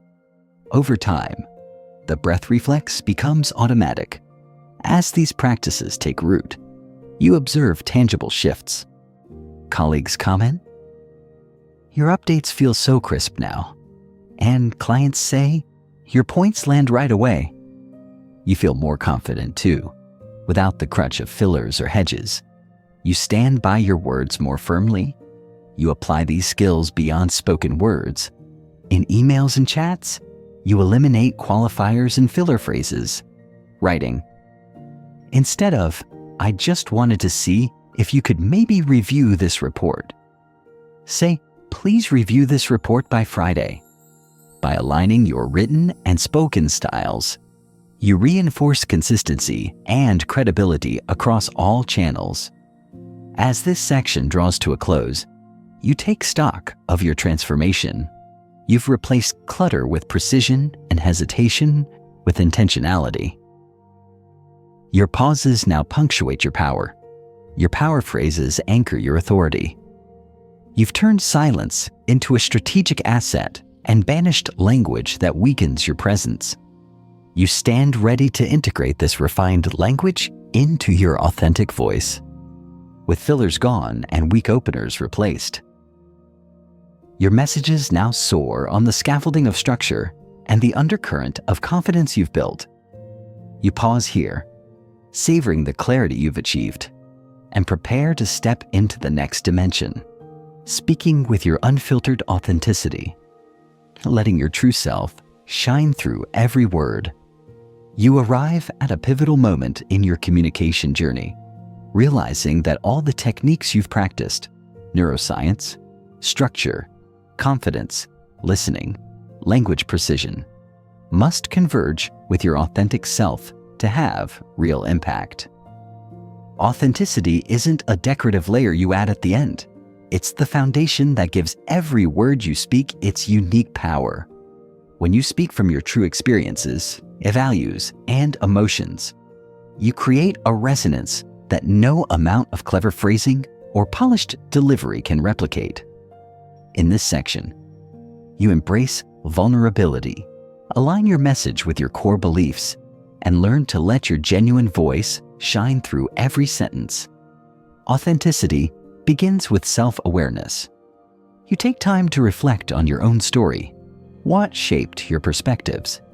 What challenges you've overcome? And what matters most to you? Instead of suppressing your quirks or smoothing over your imperfections, you lean into them. You acknowledge that your personal journey, mistakes included, is not a liability, but an asset. It gives your words credibility and invites listeners to connect with the real you. To cultivate this self-awareness, you start a values journal. Each morning, you jot down 3 values that guide your life: integrity, curiosity, resilience, compassion, or whatever resonates with you. You note recent moments when you acted in alignment with these values and instances when you fell short. This practice helps you articulate not only what you do, but why you do it. When you understand your why, you speak with conviction because your message isn't just about ideas, it's an expression of your identity. Next, you identify your story elements. You map out significant experiences, both professional triumphs and relatable stumbles, that illustrate your values in action. For example, you might recall a time you missed a critical deadline and learned to set boundaries to protect your focus. Or a moment you defended a teammate's idea in a meeting and strengthened team trust. You distill each story into 3 parts: the context, what happened, the turning point, how you responded, and the lesson learned, what you'll never forget. These 3 elements become your go-to authenticity anchors, ready to be woven into conversations whenever they naturally fit. With your values and stories at hand, you practice narrating with vulnerability. You begin by choosing one personal anecdote and telling it in a small group setting, perhaps among friends or supportive colleagues. You start by admitting your nerves. I want to share something that still makes me a bit uncomfortable. This small disclaimer disarms listeners. They lean in, curious about your honesty. You then deliver your 3-part story with steady pacing, intentional pauses, and genuine emotion. You don't aim for theatrical performance. You aim for truth. After sharing, you notice how people respond. Nods, empathetic smiles, and follow-up questions. This feedback reinforces that vulnerability fosters connection. You also integrate authentic gratitude into your communication. Instead of defaulting to generic thank yous, you offer heartfelt appreciation. I appreciate how you highlighted that concern. It shows you care deeply about our team's well-being. You explain why you're grateful and link it back to shared values. These sincere acknowledgments create a culture of mutual respect and reinforce your authenticity. Another pillar of authenticity is consistent messaging across channels. You audit your emails, social media posts, and in-person remarks to ensure your voice and values shine through consistently.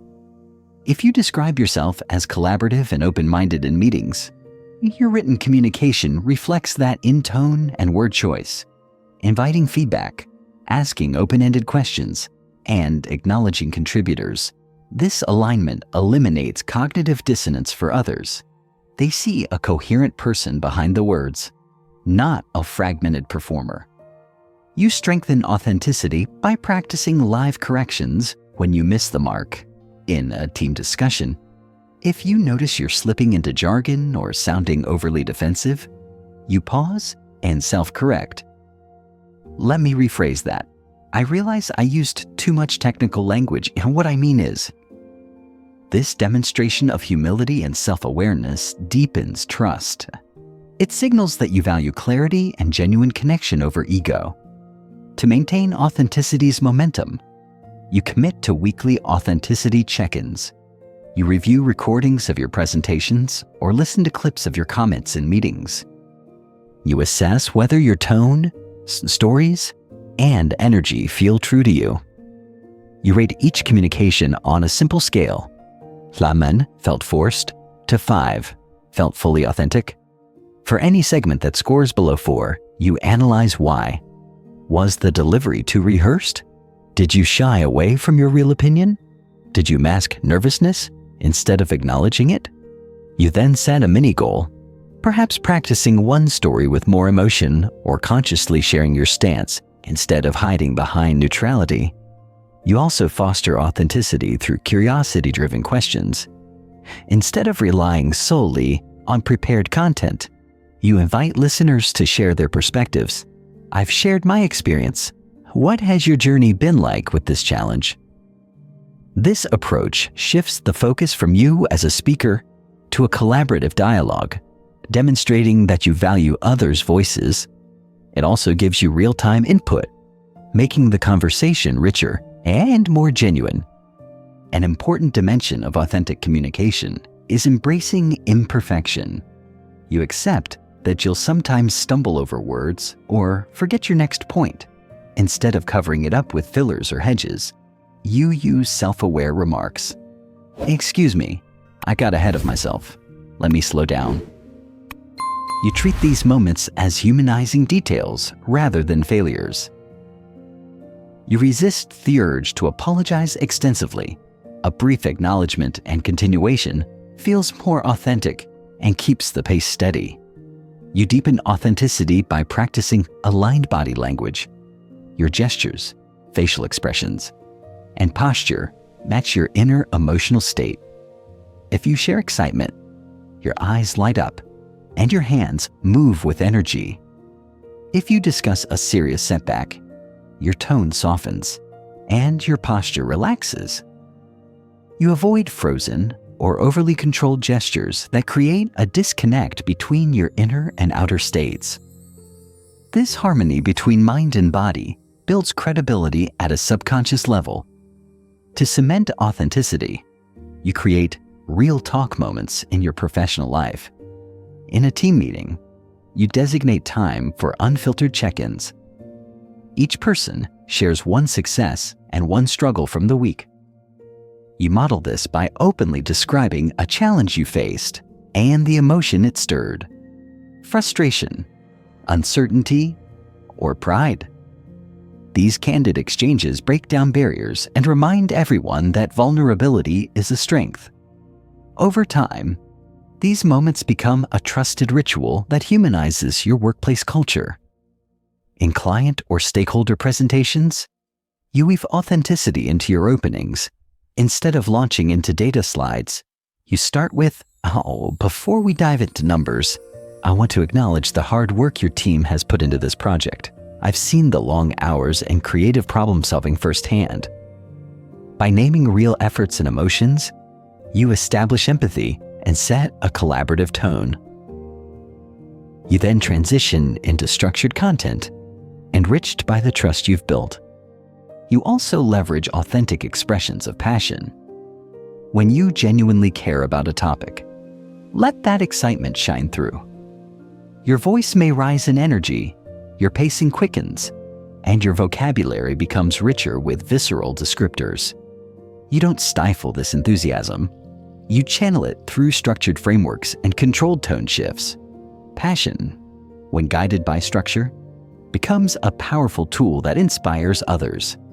Another key strategy is transparent intent. Early in conversations, you state why you're speaking and what you hope to achieve. "I'm sharing these ideas because I believe in our mission to foster inclusivity, and I want us to explore how our language choices reflect that commitment." This upfront transparency aligns expectations and invites listeners to join you in a shared purpose.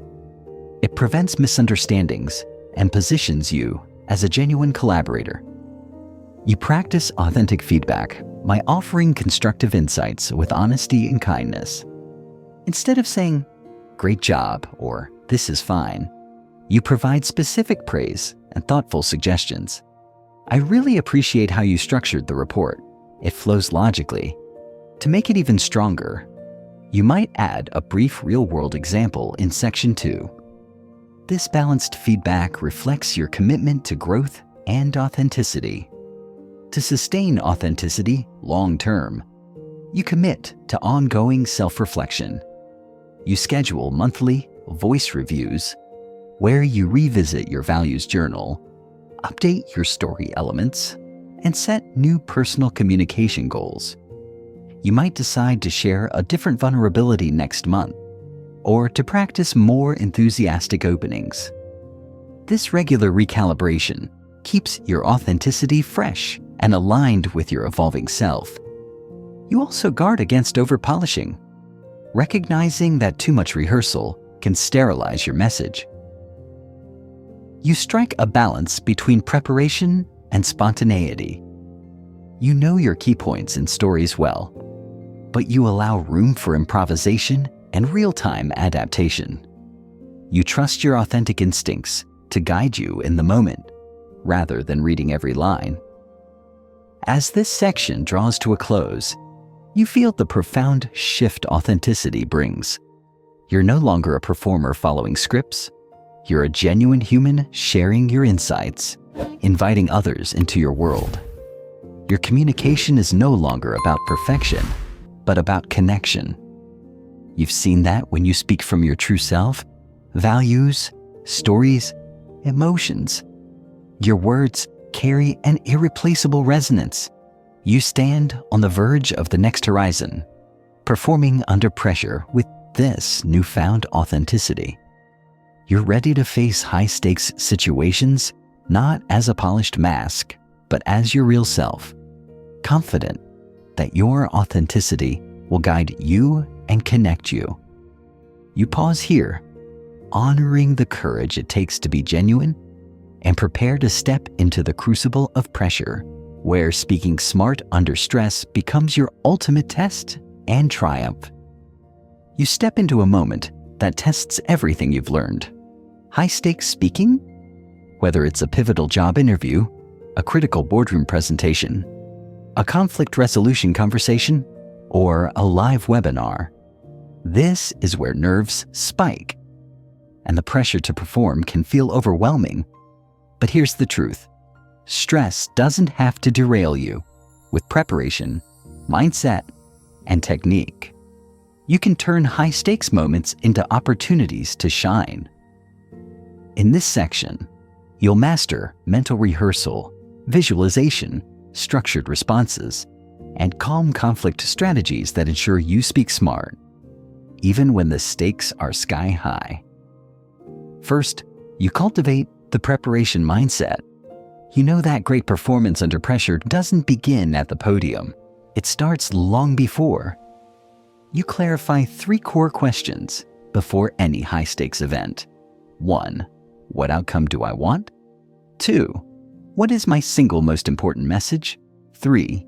How do I want my audience to feel afterward? You write down concise answers. I want to secure the partnership.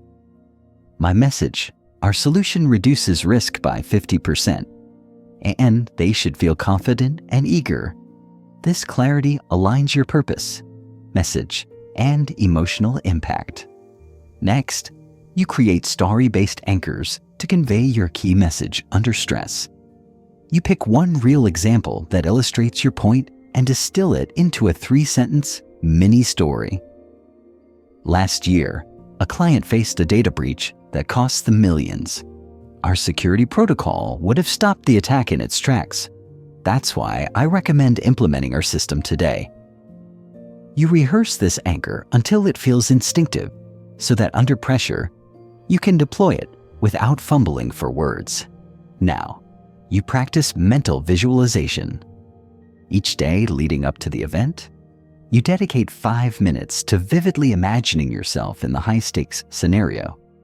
You picture the room, the seating, the audience. You see yourself stepping forward with open posture, making confident eye contact, and delivering your opening line with clarity. You feel the warmth of friendly nods and the energy of engaged faces. You visualize handling unexpected questions calmly, pausing before responding, and smoothly transitioning back to your core message. Neuroscience confirms that mental rehearsal activates the same neural pathways as actual performance, priming your brain and body for success. With your mind primed, you refine your structured response techniques. You know that under stress, unstructured answers lead to rambling. Instead, you adopt the PREP model: point, reason, example, point restated. When asked a tough question, you respond, point, I believe our strategy will drive growth. Reason, because it leverages data-driven targeting. Example, in our pilot with Company X, we saw a 30% increase in engagement. Point restated, that's why I'm confident this approach works.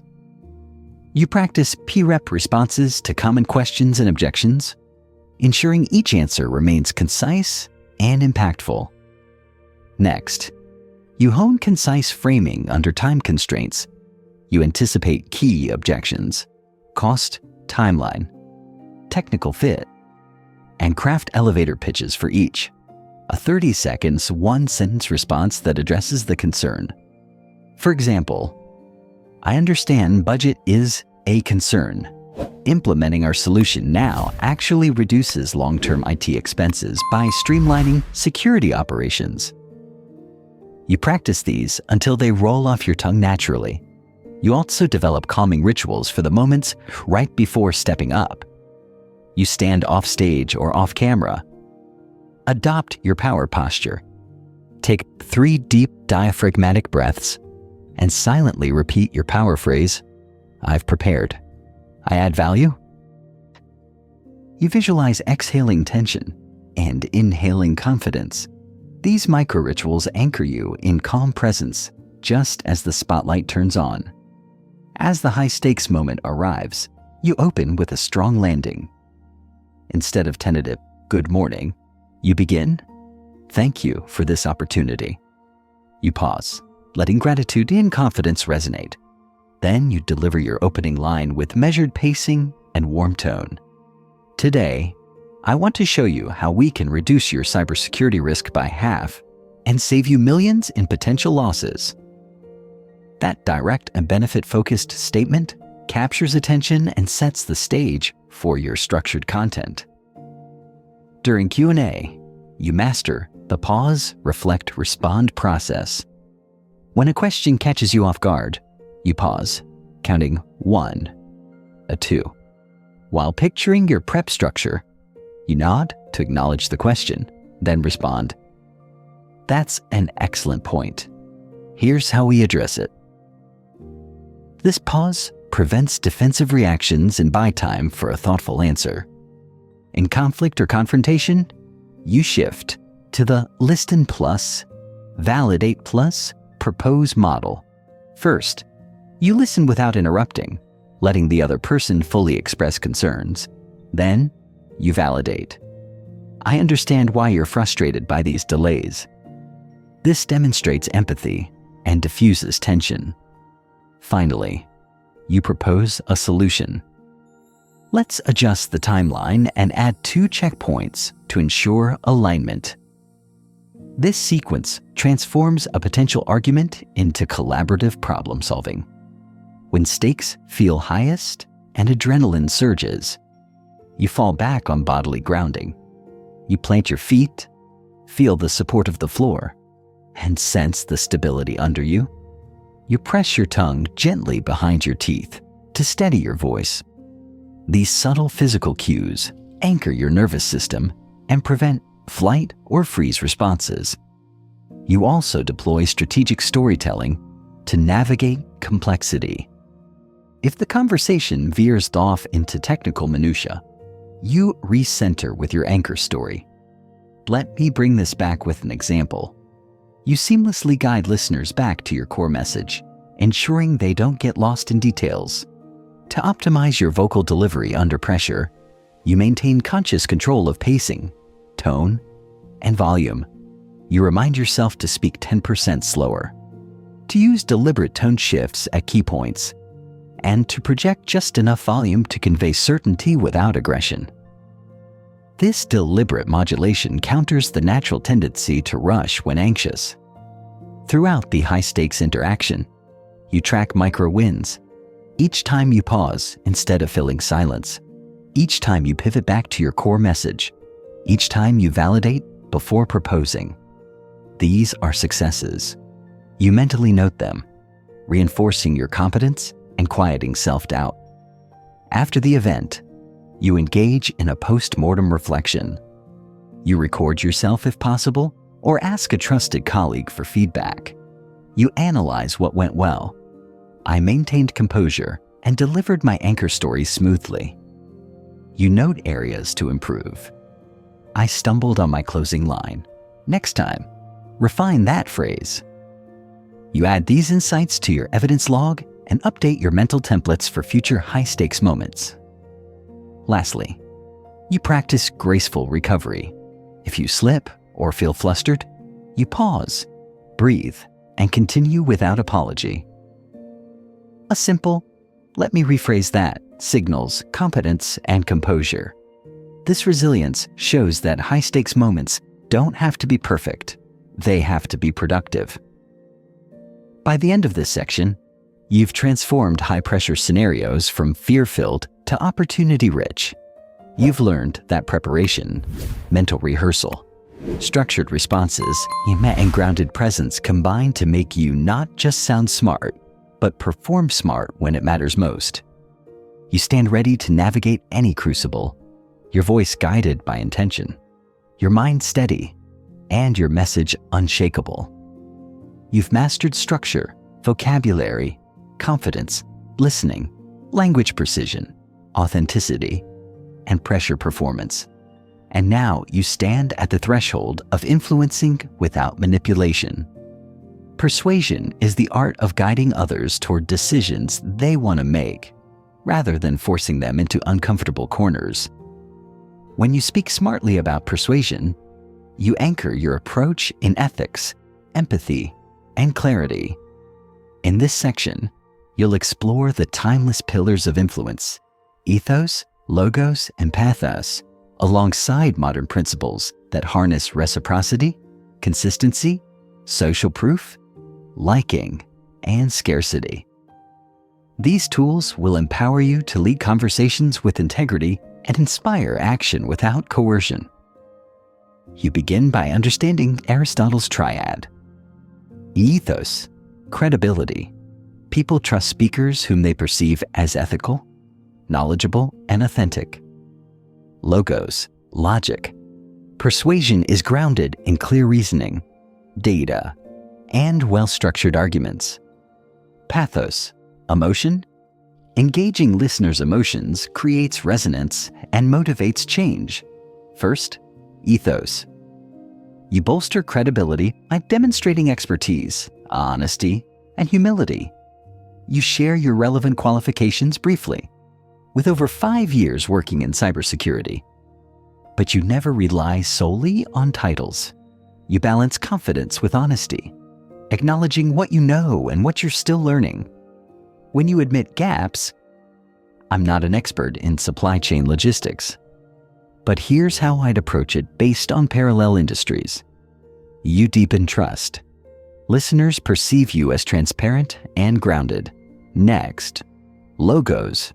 You structure your argument logically using the frameworks you've already mastered.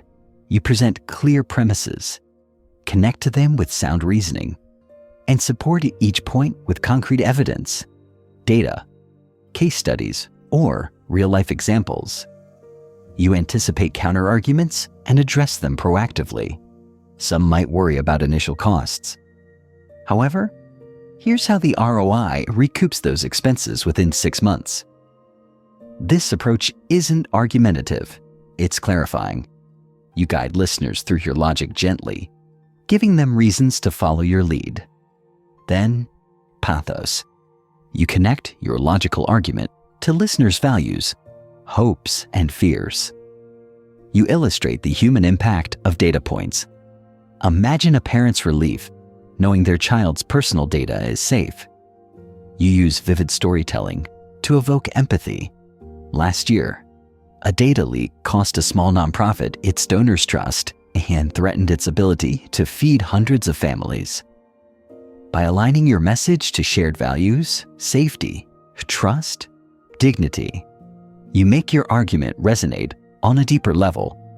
Building on this triad, you integrate Robert Cialdini's 6 modern principles of influence. MAF 1, reciprocity. People feel compelled to return favors. You initiate by offering genuine value, free insights, helpful resources, or small acts of service before asking for anything. For example, you send a concise industry report to a prospective partner, then follow up. "I thought you'd find these benchmarks useful. Curious about your take." Having added value first, your later ask, becomes a natural next step. 2. Commitment and consistency. When people commit, verbally or in writing, to an idea, they tend to act consistently with that commitment. You invite small, initial commitments. Could you spare 2 minutes to review this proposal? Once they agree, they are more likely to support larger requests. Thank you for reviewing. Would you consider a pilot program? Each step builds momentum toward your ultimate objective. 3. Social proof. We look to others for cues on acceptable behavior. You share relevant testimonials, case studies, and endorsements. Our client list includes 3 Fortune 500 companies who saw a 40% performance boost. You frame these examples to mirror your audience's context. Teams similar to yours have adopted this with great success. Social proof needs to feel authentic, so you ensure the stories are specific and verifiable. 4. Liking. We're more influenced by people we like and relate to. You build rapport by finding common ground, shared interests, or values, or experiences. You mirror communication styles subtly, matching tone and pacing to foster rapport. You offer sincere compliments and express interest in others' perspectives, making them feel seen and appreciated. 5. Authority. We defer to experts. You establish authority by referencing your track record and credible sources, industry reports, expert quotes, or academic research. You avoid overusing jargon. Instead, you explain complex concepts in simple terms that demonstrate true mastery. Authority combined with humility, acknowledging other experts, and inviting collaboration cements your position as a trusted guide. 6. Scarcity. Perceived scarcity increases value. You highlight deadlines, limited availability, or a unique advantages. This pilot opportunity is open to only 2 teams this quarter. You frame scarcity ethically, emphasizing genuine constraints rather than artificial pressure. When people perceive a real chance of missing out, they act more swiftly. You weave these principles seamlessly into conversation. Suppose you're proposing a new project timeline. You begin by giving value, reciprocity, sharing a template that streamlines schedules. You ask for a small commitment. Could you review this timeline by Friday? You highlight colleagues in similar roles who benefited, social proof. You express genuine appreciation for their input, liking. You share your expertise on risk mitigation, authority. You mention limited bandwidth for pilot projects this quarter, scarcity. Finally, you anchor it emotionally by describing the peace of mind the team will feel once deadlines are met, pathos. Throughout, you maintain ethical integrity. You never manipulate or deceive. You present facts transparently and invite informed decisions. Persuasion becomes a collaborative process rather than a coercive tactic. To practice these techniques, you conduct influence mapping. For any audience, you list their likely needs, fears, and values. You then map each Cialdini principle and Aristotelian appeal to your core message. Need for efficiency, social proof and logos, fear of failure, pathos and scarcity, desire for recognition, liking and ethos, value of safety, pathos and authority. This mapping helps you tailor your approach, ensuring you address rational and emotional dimensions. You also engage in role-play drills with a colleague. One plays a skeptical stakeholder. You practice responding with each principle in turn. Use reciprocity. I've sent you a brief analysis. What stood out? Ask for consistency. Last week you mentioned quality is key. How do you see this aligning? Cite social proof. Companies like yours have. Build liking. I recall you care deeply about. Establish authority. I've led similar initiatives. Emphasize scarcity. We can only support 2 partners now. These drills hone your agility in deploying the right principle at the right moment. Another powerful method is persuasive storytelling. You craft narratives that incorporate all three appeals and one or two Cialdini principles. For instance, you tell a story. Last year, Team Alpha faced a security breach that eroded client trust. Their CTO reached out to us open-minded because several peer firms had vouched for our approach, social proof. We gave them a risk assessment toolkit, reciprocity, and walked them through a streamlined implementation. Within weeks, their incidents dropped 75%, and they now champion our system at industry events, authority. They told me, "I never thought this could be so seamless. We can't imagine working without it." Knowing this pilot spot is limited this quarter, scarcity, I wanted to make sure your team had the same opportunity. This story uses logos, data, pathos, fear and relief, ethos, authority, reciprocity, social proof, and scarcity, all while remaining concise and genuine. You refine your call to action, CTI, with persuasive clarity. Instead of vague, "let me know your thoughts," you use direct and impact-focused CTAs. Let's schedule a 15-minute call to finalize the pilot agreement by Thursday. You anchor the CTA in benefit, so you can start seeing risk reductions immediately. This clarity reduces friction and prompts action. To measure your persuasive impact, you track response rates and engagement metrics. After sending a proposal, you note how many stakeholders request follow-ups. You adjust your messaging based on which appeals generated the most traction. Perhaps social proof resonated strongly, or scarcity spurred quicker responses. This data-driven refinement sharpens your persuasive edge over time. You also adopt a feedback loop for persuasion. After a campaign or negotiation, you solicit feedback. What in this proposal felt most compelling? Where did you need more information? You listen actively, apply insights to future pitches, and update your influence mapping accordingly. As this section concludes, you recognize that persuasion is not a one-size-fits-all formula, but a flexible toolkit. You pair logical arguments with emotional resonance, anchored in credibility, and delivered with empathy. You guide rather than coerce, serve rather than sell, and inspire rather than intimidate. Now, armed with ethical persuasion techniques, you're ready to harness the ultimate superpower of communication, storytelling. In the next section, you'll master narrative structures that embed ideas in memory, engage emotions, and drive lasting change, making every message you craft unforgettable. You've built a powerful toolkit: structure, clarity, confidence, listening, precision, authenticity, pressure mastery, and ethical persuasion. And now you unlock the ultimate superpower of smart speaking, storytelling. Stories are the vessels that carry your ideas from mind to heart, transforming data points into vivid experiences and dry logic into emotional resonance.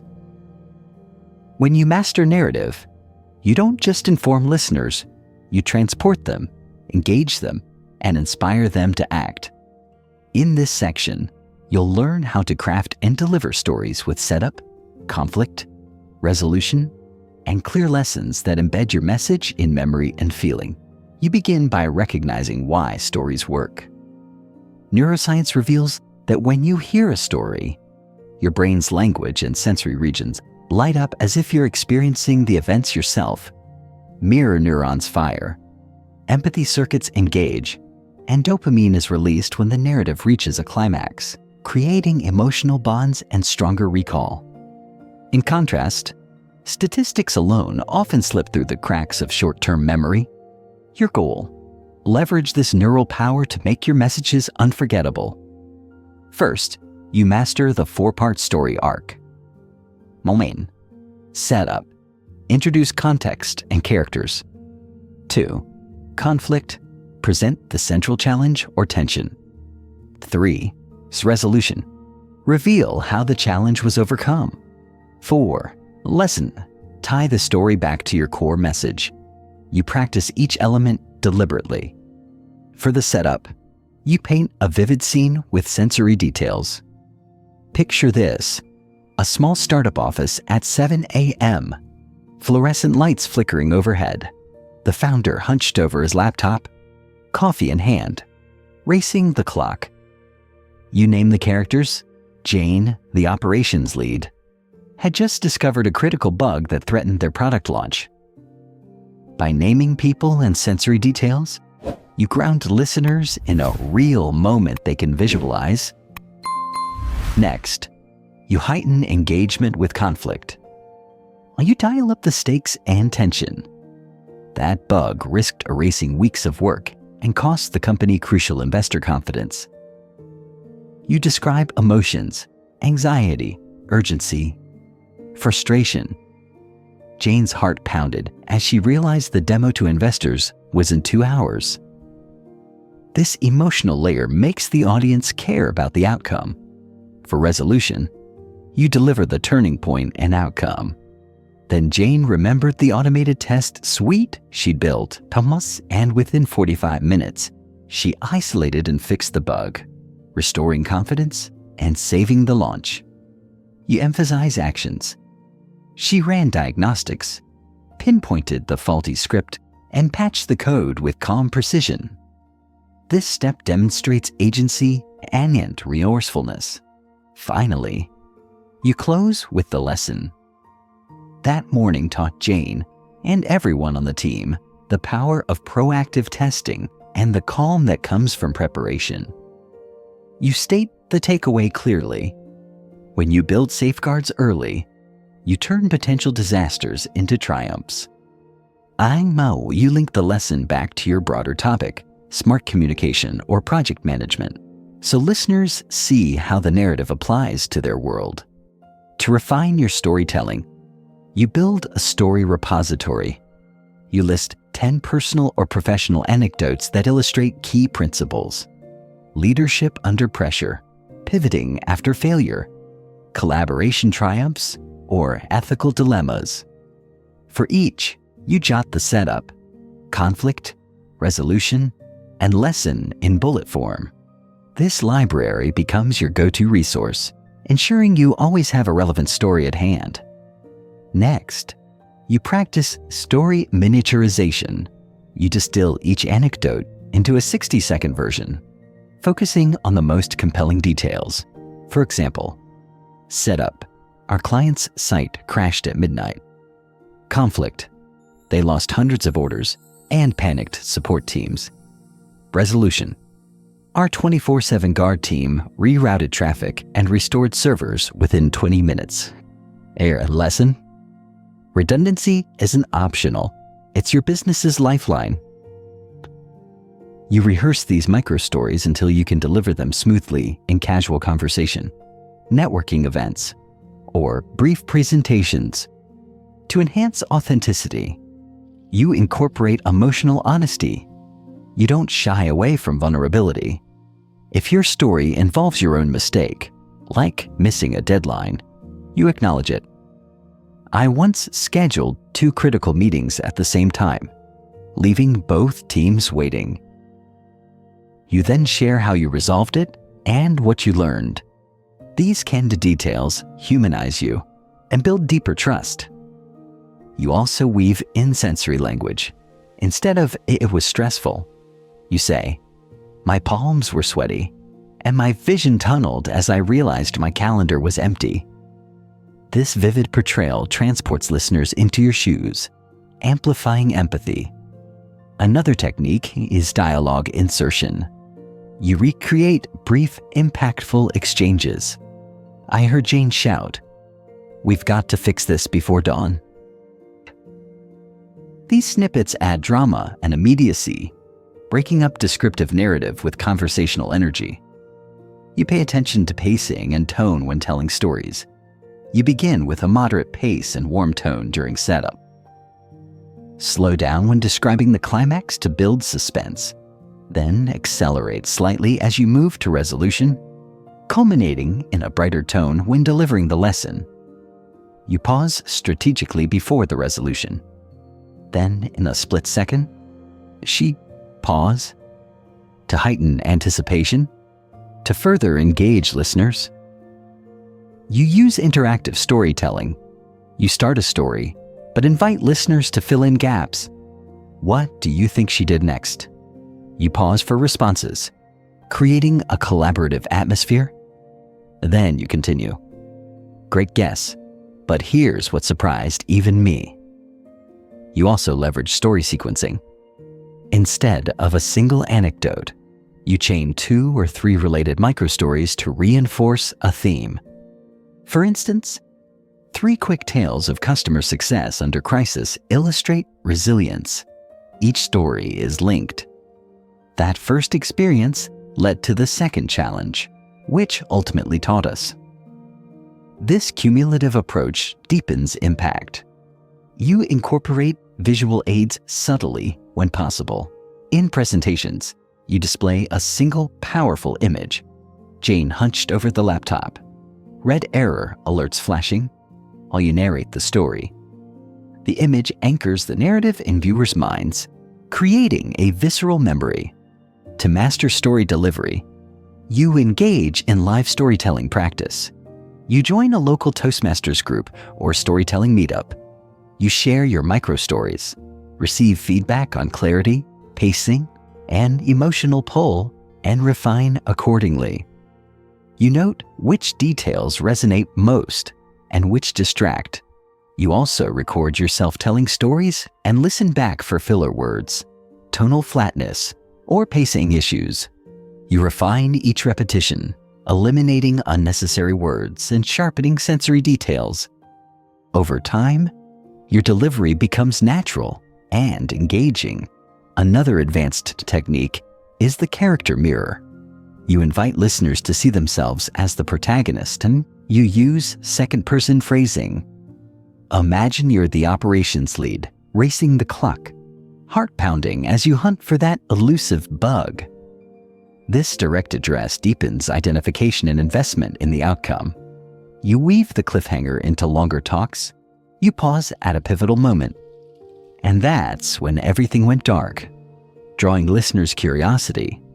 Then shift to another topic or attendee question before returning to resolve the story. This technique keeps engagement high throughout multi-part presentations. To ensure relevance, you always tailor stories to your audience's context. You swap industry specifics, change character roles, or adjust stakes to match listeners' situations.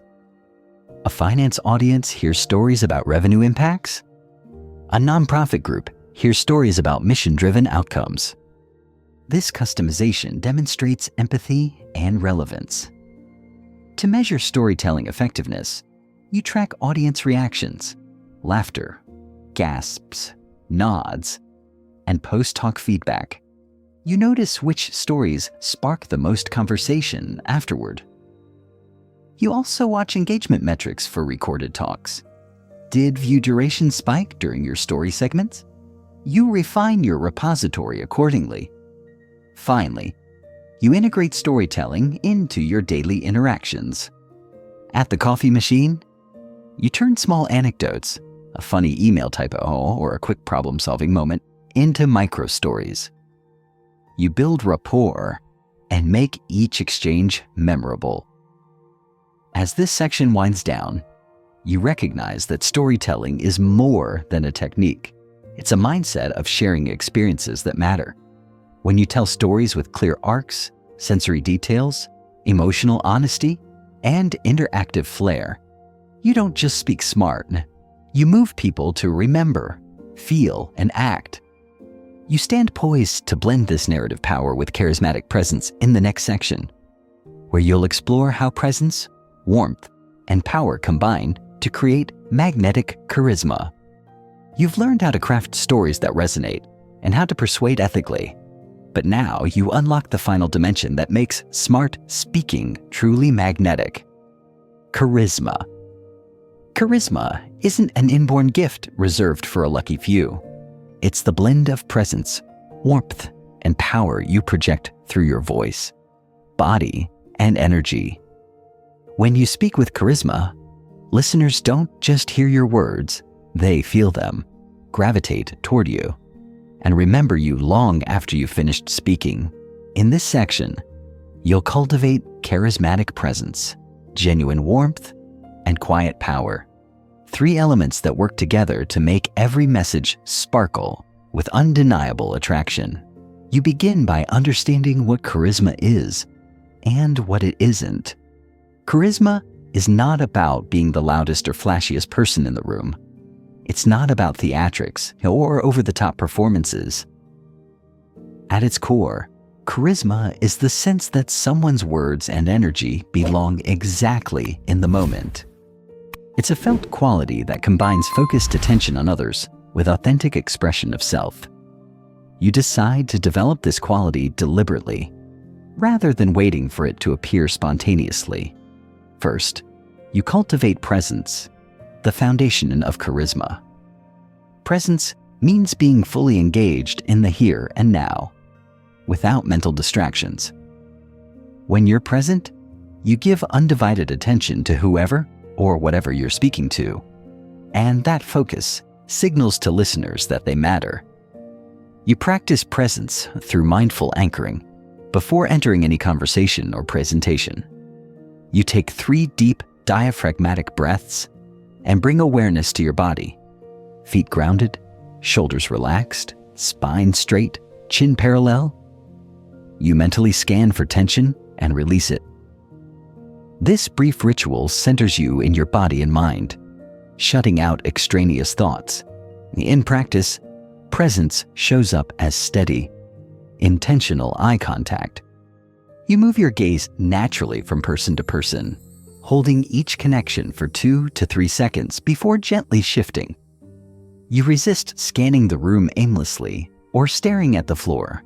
Instead, you imagine each listener as a single individual who deserves your full attention.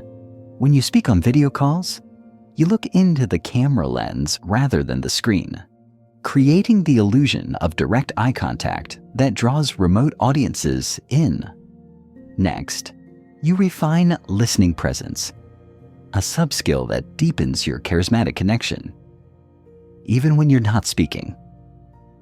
You maintain open body language, leaning slightly forward, uncrossing arms, nodding subtly. You resist the urge to check your phone or glance at the clock. Instead, you offer verbal acknowledgments.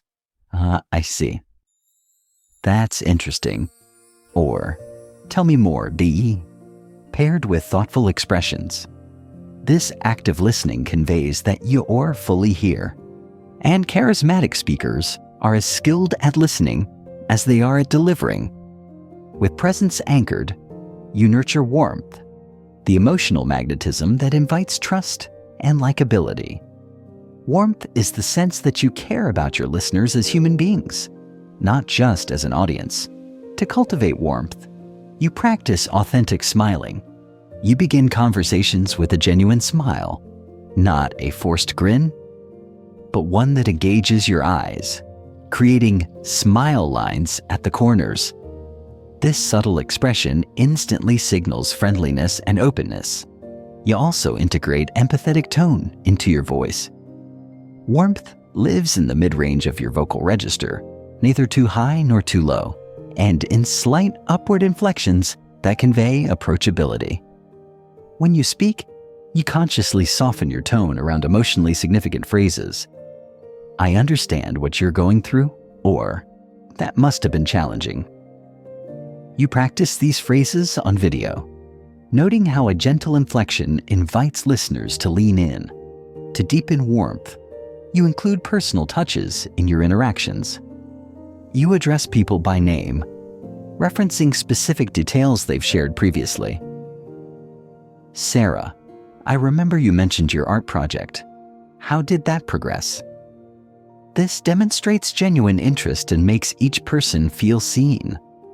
Charismatic speakers remember and mention small personal details, weaving them naturally into dialogue rather than appearing rehearsed. Another component of warmth is mirroring, the subconscious mimicry of body language, tone, and pacing that builds rapport. You practice light mirroring in low-stakes encounters, matching someone's hand gestures, nodding rhythmically, or aligning your breathing pattern with theirs, done subtly and respectfully. Mirroring fosters a sense of shared connection. You remain authentic and never copying exactly, but reflecting the other person's energy in a way that feels natural. Finally, you express warmth through sincere praise and acknowledgement. When someone shares an idea, you highlight its value. That's a brilliant insight. I appreciate how you avoid empty flattery, focusing instead on specific actions or contributions. This targeted acknowledgement makes people feel valued and reinforces your likability. With presence and warmth in place, you integrate power, the quiet authority that commands respect. Power is not volume or aggression. It's the conviction behind your words and the stability of your energy. To cultivate power, you harness controlled breathing. Throughout your speaking, you maintain a steady, even breath rate, about 4 to 6 breaths per minute. This controlled breathing anchors your nervous system and prevents your voice from rising in pitch when you feel anxious. You practice breath pacing by reading aloud and coordinating each inhale with sentence beginnings and each exhale with sentence ends, keeping your delivery calm and authoritative. You also refine vocal resonance by speaking from your chest rather than your throat. You perform chest voice exercises, humming at a low pitch and feeling vibrations in your sternum to strengthen your lower register. A resonant voice carries well in a room and conveys confidence. You avoid nasality and avoid pushing your timbre into an overly breathy register. Another pillar of power is deliberate movement.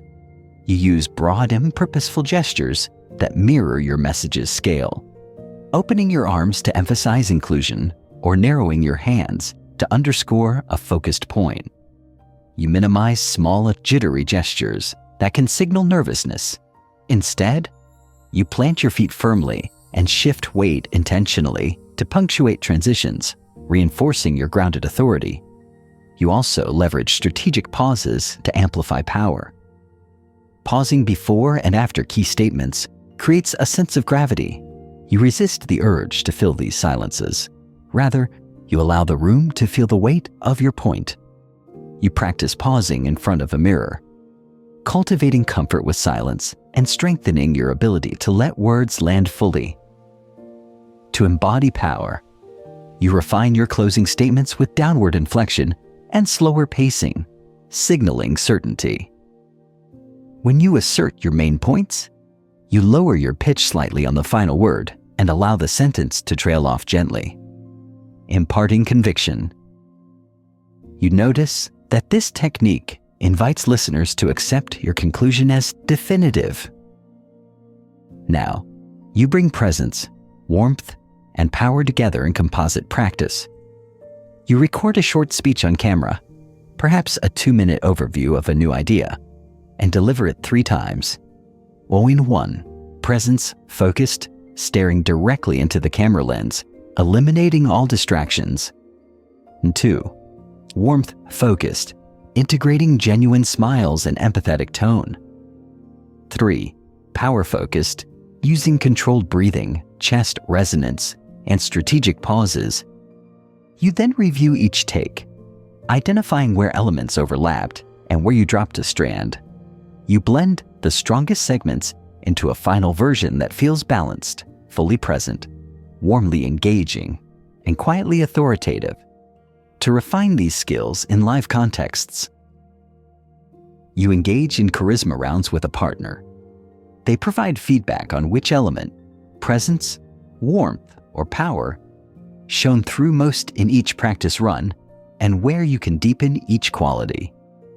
You also swap roles, observing their delivery to glean new techniques. You practice micro-charisma boosts before smaller interactions. For instance, before entering a meeting room, You spend 30 seconds in the hallway adopting power posture and smiling gently, internally reminding yourself to focus on the group, feel genuine appreciation, and speak with calm assurance. You mentally rehearse your opening line with warmth and authority. Another advanced tactic is energy matching, where you assess the room's overall energy, highly animated or more contemplative, and modulate your delivery accordingly. In a high-energy breakout session, you bring slightly more enthusiasm and dynamic gestures. In a thoughtful seminar, you slow your pace, lower your volume slightly, and deepen your tone. This adaptability signals social intelligence and further enhances your charisma. You also leverage shared experiences to build instant rapport. If you discover a common interest, football, jazz, or a favorite book, you briefly acknowledge it with genuine excitement. You're a fan of Team. I caught their game last week. It was incredible. This quick personal connection taps into shared passion and amplifies warmth. To embed charisma as a habit, you maintain a charisma journal. After each significant speaking event, you note one win for each pillar. Presence, held steady eye contact throughout. Warmth, gave specific praise that resonated. Power, used a strategic pause before the final call to action. You also note one target area, for example, add more chest resonance or increase the warmth in my closing line. This ongoing reflection keeps you honing each dimension. As you integrate these practices, you observe others' responses. People lean forward when you speak, smile in response, and follow through on your suggestions.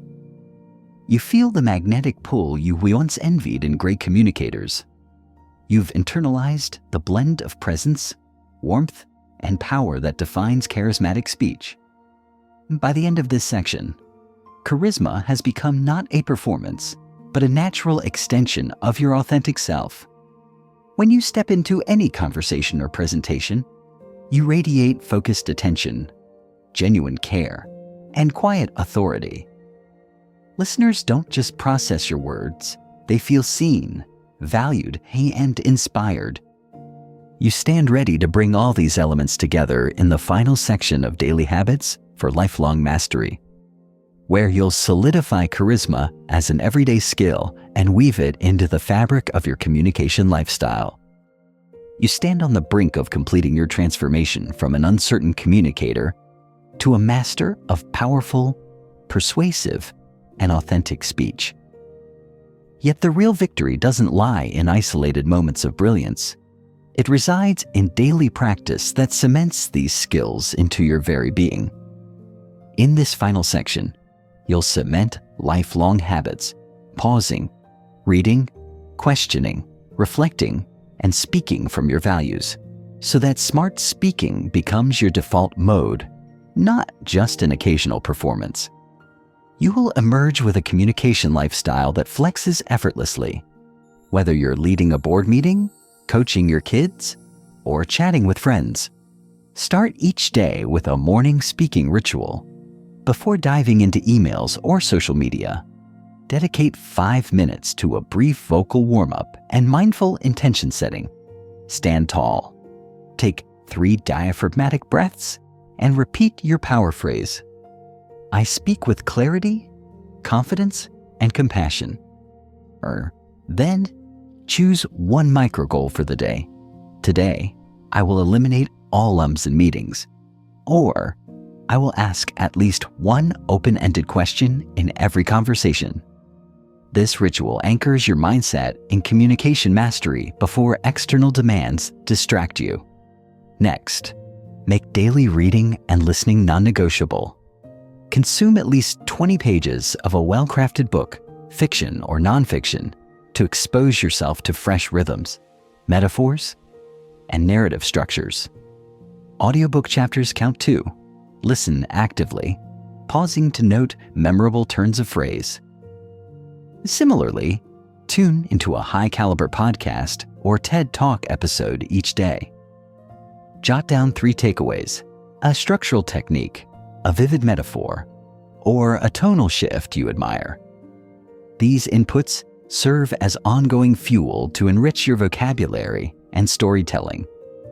Implement micro-practice moments throughout your day.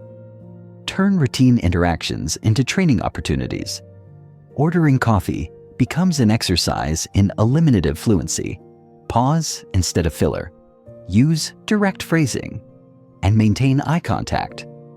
Brief hallway conversations become chance to practice the three-part setup core close structure, even for simple updates. Over time, these bite-sized drills accumulate into substantial improvement. Cultivate a habit of explicit feedback loops. Schedule weekly check-ins with a trusted colleague, friendly taste, or coach. Share a short recording, a meeting snippet, a video conference highlight, and ask for 2 strengths and 1 refinement suggestion. Use this targeted feedback to update your evidence log, noting improvements and new areas to tackle. This accountability turns passive repetition into deliberate practice. Embed reflective journaling into your evening routine. Spend 10 minutes reviewing key conversations and presentations from the day. Ask yourself, did I speak with intention? Where did I pause effectively? Where did I revert to filler? Celebrate specific victories. I eliminated 3 ums in today's client call, and set 1 focused goal for tomorrow. This self-awareness cements progress and keeps your skills evolving. Adopt weekly authenticity check-ins. Revisit your values journal and story repository. Note any shifts in your priorities or new experiences that can seed fresh stories. Update your 3 core anecdotes and practice delivering them with renewed emotional honesty. This ensures your authentic voice remains aligned with your growth and evolving identity. Integrate listening challenges into your schedule. Choose 1 meal or commute per week to practice pure active listening. No interrupting. No mental rehearsing. Just full presence. Post-conversation. Reflect on what emerged and how deeper listening informed your response. These sessions reinforce your role as a listener, making every subsequent opportunity to speak more relevant and impactful. Maintain your charisma journal with monthly reviews. Track wins and targets in presence, warmth, and power. Note patterns. Perhaps your warmth is strongest, but your power dips under stress. Then plan micro goals. Next month, practice 3 intentional pauses in each presentation. This long-term tracking prevents skills atrophy and keeps each pillar of charisma vibrant. Schedule quarterly high-stakes simulations. Gather a small group and role-play pivotal scenarios, negotiating a salary, pitching a high-value client, delivering difficult feedback, using all your tools under realistic pressure. Record the session, debrief with observers, and update your prep templates, anchor stories, and calming rituals based on feedback. These drills ensure that when real pressure arrives, your practiced responses engage automatically. Finally, embrace a growth mindset that celebrates imperfection and curiosity. Recognize that communication mastery is a lifelong journey. There will always be new techniques to explore, new stories to tell, and new audiences to engage. When you encounter setbacks, a stammer, a missed pause, a less than stellar presentation, you treat them not as failures, but as invitations to refine your craft.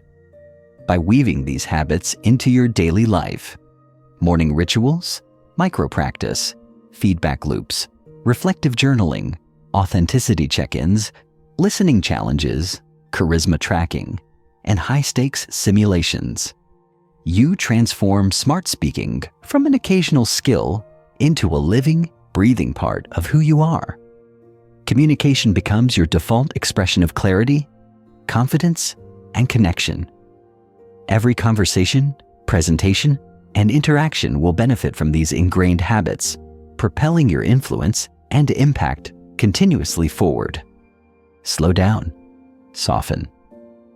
You've traversed a sweeping journey, from nervous fumbling to unshakable presence, learning the science and soul of speaking smart. Now, as you lower the volume and lengthen your sentences, pause to honor how far you've come. Each technique, pauses, precise words, structured messages, confident breaths, active listening, refined language, authentic stories, persuasive ethics, narrative artistry, and magnetic charisma has woven into your daily habits. Let the day's busyness fade. Feel the gentle rise and fall of your breath. Remind yourself that communication mastery isn't about perfection, but about presence, connection, and purpose. You have built a foundation that rests on compassion for your listeners and integrity in your message. With each soft exhale, you release residual tension. With each introspective inhale, you reaffirm your commitment to speak smart, speak true, and speak from the heart. Carry this reassurance into every nook of your life. Conversations at home, meetings at work, chance encounters on the street. Practice kindness in your words as much as clarity. Allow your authentic voice room to resonate, even in moments of quiet.